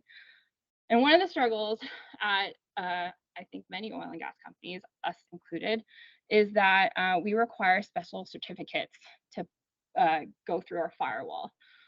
Because without these certificates, you can't actually push data or pull data from Whitson. So that is a file that we've obtained from our IT department. You can specify that here. The SDK also takes care of that token that's required. The token is simply this gigantic long password, so it improves the security. But you have to pull that, save that onto your computer, and then renew it every day. This takes care of all of that for you. It automatically downloads it onto your computer, saves it at your specified path, and if it's expired, it will renew it and save it again at that path for you. So then you have your client. You specify your project ID. So I mentioned that certificates. I mentioned the token. So now both of these lines of code gets a list of wells from Whitson from a specified project. Your project ID is specified here. And then wells, you have your client, you want wells, and you want to list them from this project ID. Now the code is incredibly easy to read. It does the exact same thing. And if you don't know what you're supposed to specify, the documentation for the SDK tells you, hey, what this does is returns all the wells for a specified project. The parameter is project ID. And so with an API, you have to kind of look at what the example output looks like. With the SDK, it's all kind of packaged there for you. So that makes it, that built-in documentation is much more concise and readable. Yeah, same thing. So properties of a well. Again, with the API, you kind of have to look at example outputs. With the SDK, it's all there for you. You know, hey, properties of well include bottom hole lat long, it's part of what project, what's the name, the internal Whitson ID, so on and so forth. So the SDK really serves to just simplify and streamline the authentication process, which I'm not interested in doing every time I connect to Whitson. And it's also something that we all have to do if we want to use the API. So I don't have to handle that anymore. And it streamlines, that helps us streamline the code development. Anybody can just jump in and start developing immediately. And then it can improve efficiency and productivity because the SDK will handle the errors for you. If you're like, oh, the API won't tell you, hey, you forgot to specify a project ID, so I'm going to run. It just says, I fail. And then you have to decide why did it fail? Whereas the SDK will tell you, hey, you forgot to put in a project ID. Project ID is required if you want to get your list of wells. And so the error messaging can be a lot more informative. So with that said, if I scroll back here, I mentioned that this is totally open source. So anybody who's wanting or willing to contribute, there's not all the endpoints are served by this SDK, but again, it is open source. So it's kind of like, if you want to be like, I need the endpoint for the numerical RTA stuff, you can contribute. And it's all, if you're familiar with Python, it's all on PyPy, which is kind of the package repository for Python. And you can just Google, search for Whitson SDK Python, and it's all there. So that's kind of my motivation for sharing this, is that if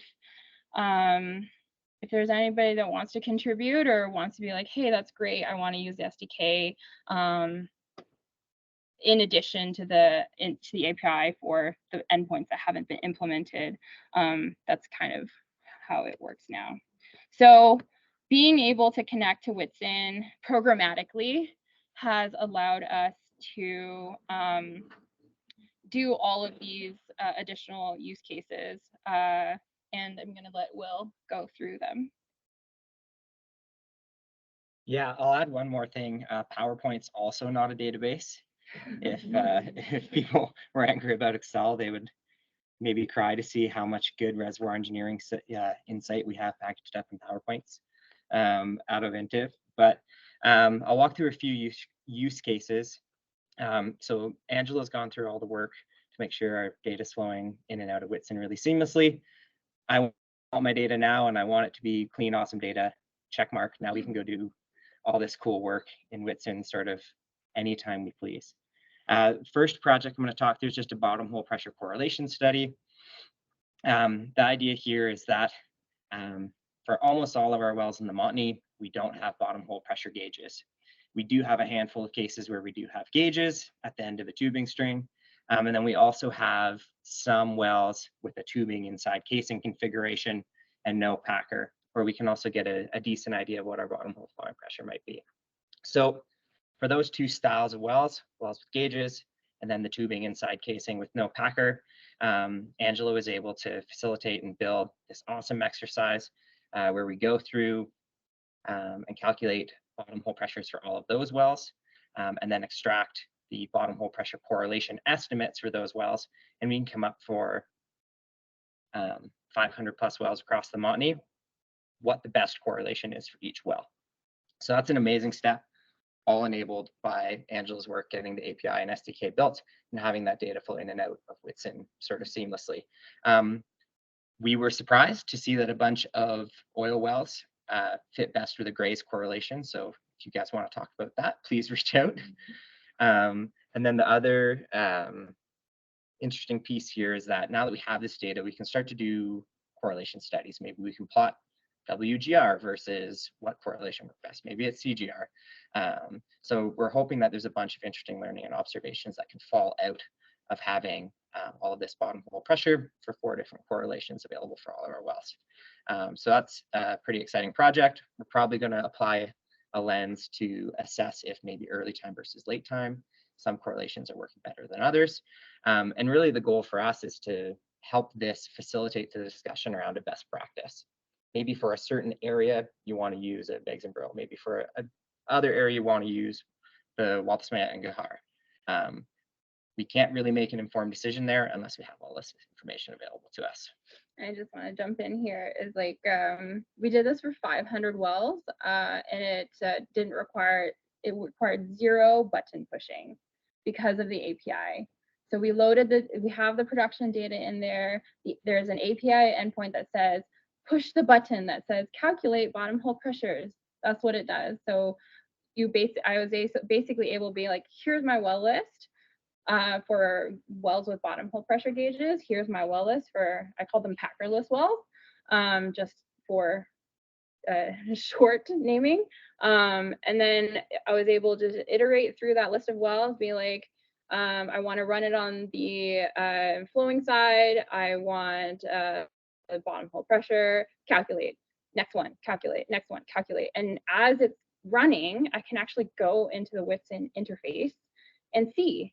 I load up that well and see, hey, it did run for this well. And then for the packerless wells, we had to run it twice, right? Once up the quiet side, once up the flowing side. And so it also was able to do that for 500 wells. It was open the well, click it, or set it to what quiet side, now click it, now export, now set it to flowing side, click it and export. And so that process was completely automated, and I could just go into Whitsun as it's running to see, okay, it did change it back to flowing side, and now it's calculated, and I see this. And so that's kind of a really cool interface for, like, yes, we can do it programmatically, but then the Whitsun UI also allows us to see what the code is doing. So. And next year, when we have 10 more wells with gauges, 10 more packerless wells, they're just going to roll right into the study, and these observations can be reviewed like that. So that's a very exciting piece. Next use case is a project that I just worked on with an intern who was working with us for the last summer, and this was really, really simple. Him and I were lured into Whitsun by the bottom hole pressure engine. We dove in, calculated bottom hole pressures for about 200 wells in a study area. And then we just exported the bottom hole pressures from Whitsun and dropped it into our one of our Spotfire projects. So Spotfire is our software that we do our business intelligence work in, and we built a pretty simple dashboard. We have some rate normalized plots here, rate normalized or pressure normalized plots, rate versus cum. We also have log rate versus days. And then we also have a material balance time plot. I think each of these 3 plots will be pretty familiar to folks. This is just the Will and Femi very simplified version of them. We're doing them on gas and condi. Within this dashboard, we can look at multiple wells at once. And then all of that functionality that we love about some of our business intelligence softwares, like filtering certain data, generating auto fits, generating custom fits, being able to sort of, really quickly correlate reservoir observations with development parameters, say it's completion scope, say it's landing zone, you name it. So we used this Whitsun bottom hole pressure engine to bring bottom hole pressures into this dashboard.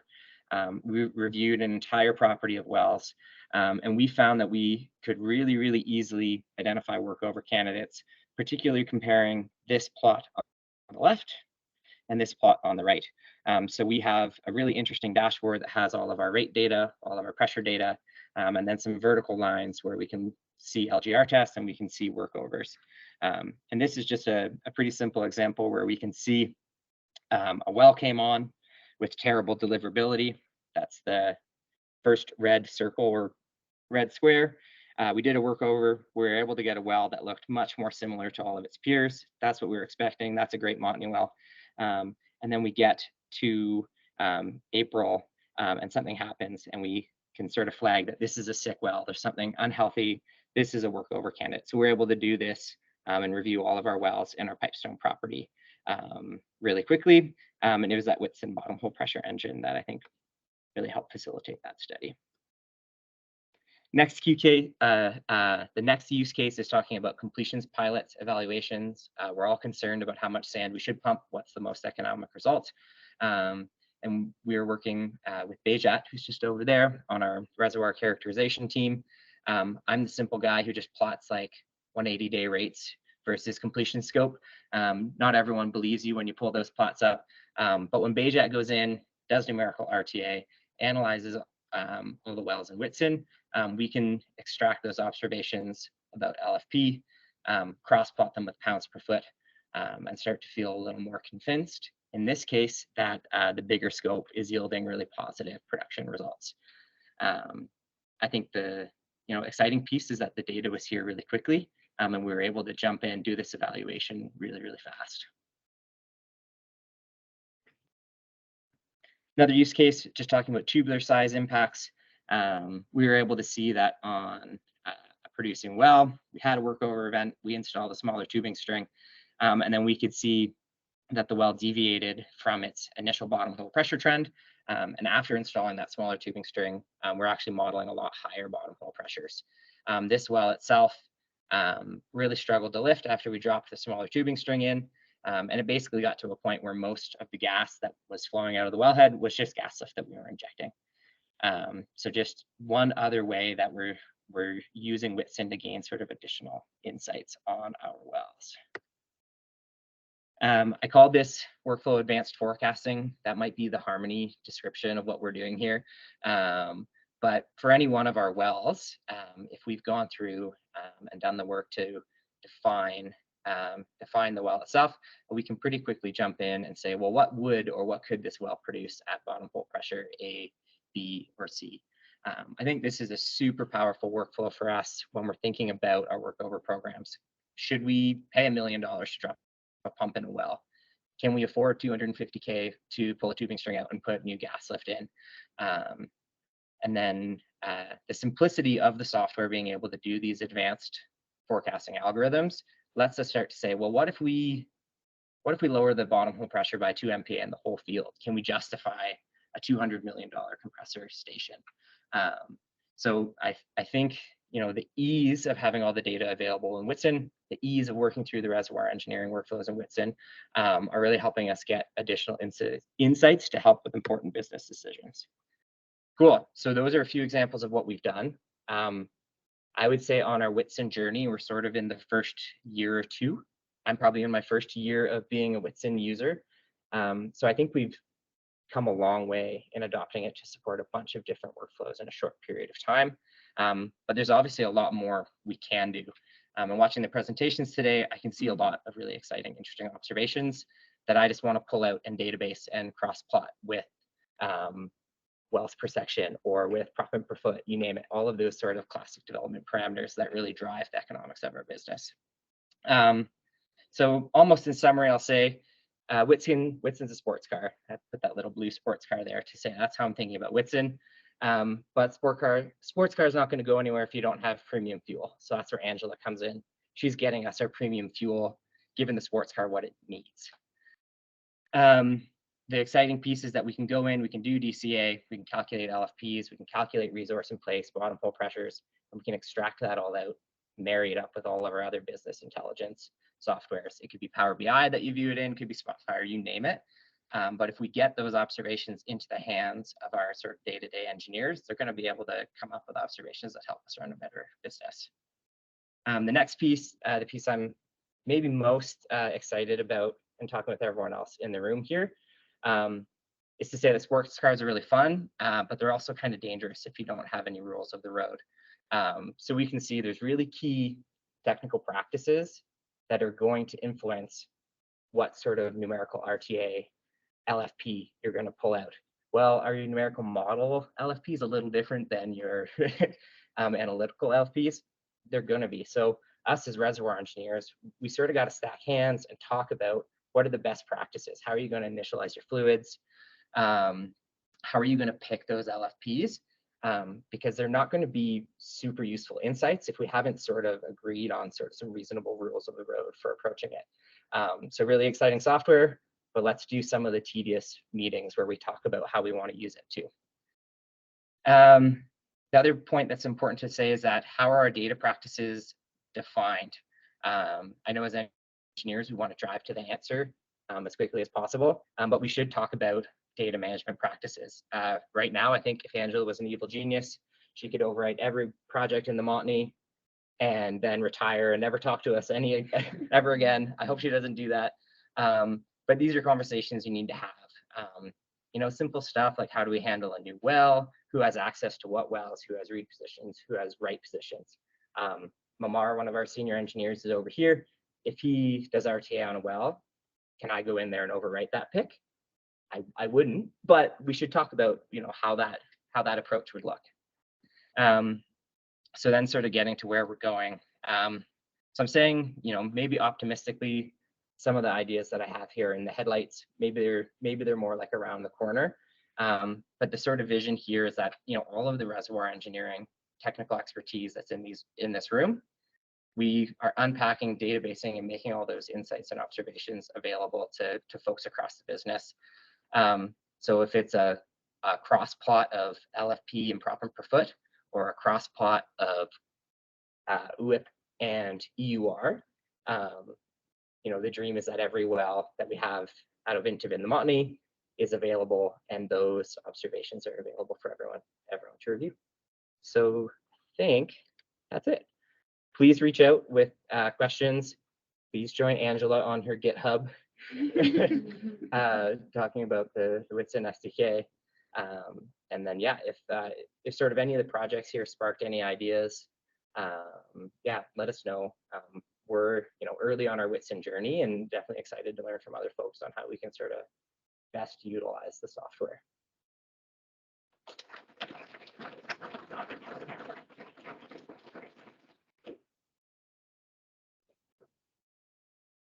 No questions. Oh, there's one. First off, more of an observational question. I really like the workover dashboard. You've got an integrated RTA plot. Find a big drawback as you hear about time is shuffle back and forth sometimes.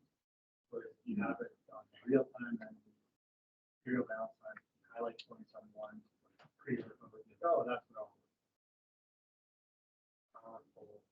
way to get around that drawback. Thank you. I'm glad you liked that. I definitely love in the Spotfire interface being able to mark data on one plot and then see it light up on 10 other plots. And that workover example was so good to be able to be like pre-workover, there's one slope, post-workover, there's another slope. Really, really convincing. The other question on the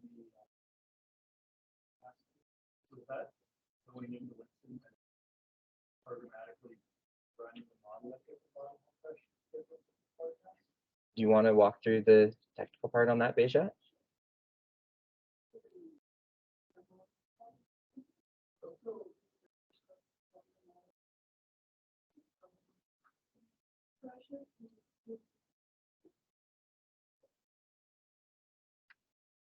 Just want to repeat that answer in the microphone. Yeah, so the question was just about the advanced forecasting, and so it's done using the numerical reservoir model and run at different bottom hole flowing pressures.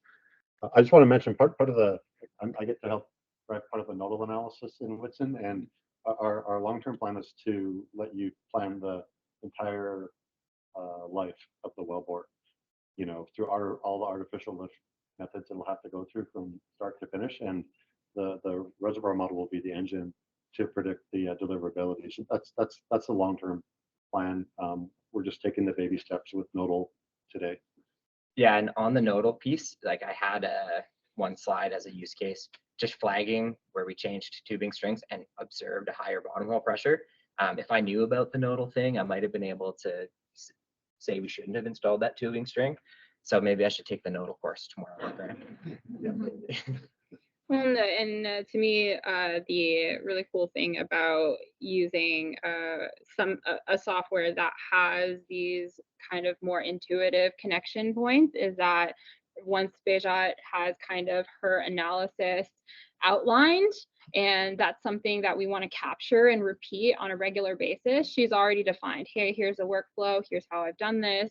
Now can we capture that in code and just do it on a quarterly, yearly basis pretty easily? And then now we've freed her up to go do other cool things, and like her knowledge is now captured, which is also, I think, as a reservoir engineer, like it's nice to be able to capture the experience of more experienced reservoir engineers. Like, I looked at this is why, and this is my workflow, this is my process. Why? Because code is essentially documentation of an engineer's workflow, right? So. Just to add upon that point, that every single button you're clicking in the software is actually using the API. So whether we have those API endpoints available or not, just request them and we'll get them in there. And also just practically, since this is like an open source SDK, are you kind of the repository owner in a sense? I am the repository owner, but Jason and who's your head of engineering? Yeah, is our admins of that repository. So you can kind of accept pull requests and stuff. All of us, like all the admins, yeah. So I know, maybe not all of you are doing programming, but all of you work in companies that for automation of the production data upload and all that stuff. And the first thing I'll do is to send them this recording, but also just make sure that if they would like to make their life simpler using the SDK is probably a really good idea, and contributing. Yeah, jump in and make it better so that everyone has a better experience, right? Yeah, exactly. Just a comment to the side. So, first of all, this is really great because as Whitson is moving towards maybe pipeline network modeling and nodal analysis, you will need sort of SDK or open those connectors so that you can take data from one source to another. What we call overall choke modeling, reservoir completion facility, and this tool will be really helpful because you can just take the data and have an integrated model for the whole asset. Many of the softwares have done that and have been really useful, like FedEx and all. One thing that we have tried to adopt it, and one thing that we trying to do now is like data warehousing. So what happened is still a part of this is manual because you have some time series data, but you have some static data. And the static data comes from different sources, like will be your internal, maybe some other. And then we might need a sort of a process where all the different data sources are respected, cleaned up, and then in a warehouse you have that. I don't know, like if something is working towards that, or what's your take on that? Yeah, so my general philosophy is a source system is a source system. So we've encouraged, like, if there have been, like, if the reservoir engineers identified, hey, this tubing configuration, it seems weird. Why is that? And it's like, oh, well, we're sourcing all of our configurations from WellView. So then it's kind of like, well, we got to go, because if it's not us, it's the production engineer at some point maybe doing a look back and being like, oh, this actually is not right. So tubing, missing set dates, bottom depths, set depths that aren't correct, installation dates that aren't correct. Those our general philosophy is corrected at the source system. Like, let's not put, we can put QC in our pipeline saying, hey, these wells don't have a set depth, or hey, these wells don't have a set date, and like flag those to be corrected. But we prefer not having like, oh, actually we're going to correct it all in the pipeline.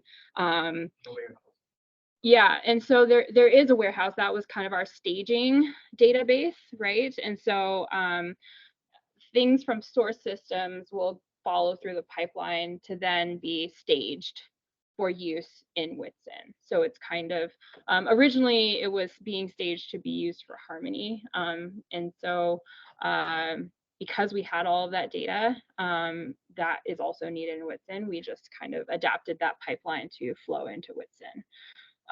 Yeah, so if I go back to this, so this data staging pipeline, what's not shown here on the left side is all of the different sources, you know, that we use to collect that data needed for Whitsun. So that this was a huge project. It's still a massive project. There's lots of improvements that can be had here, but this is what allowed us to move so quickly to use Whitsun. Because we actually had all that data already. Yeah, of the like 10 different map CGRs that we have, what's the actual one we want to initialize our fluid with? Yeah. So yeah, there's lots of those conversations that take a ton of work to get the information flowing smoothly. Yeah. Thank you. Yep.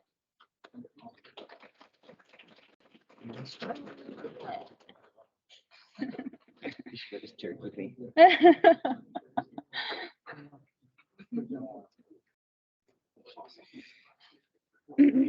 Sorry, but we probably ran a little bit out of time. Good job.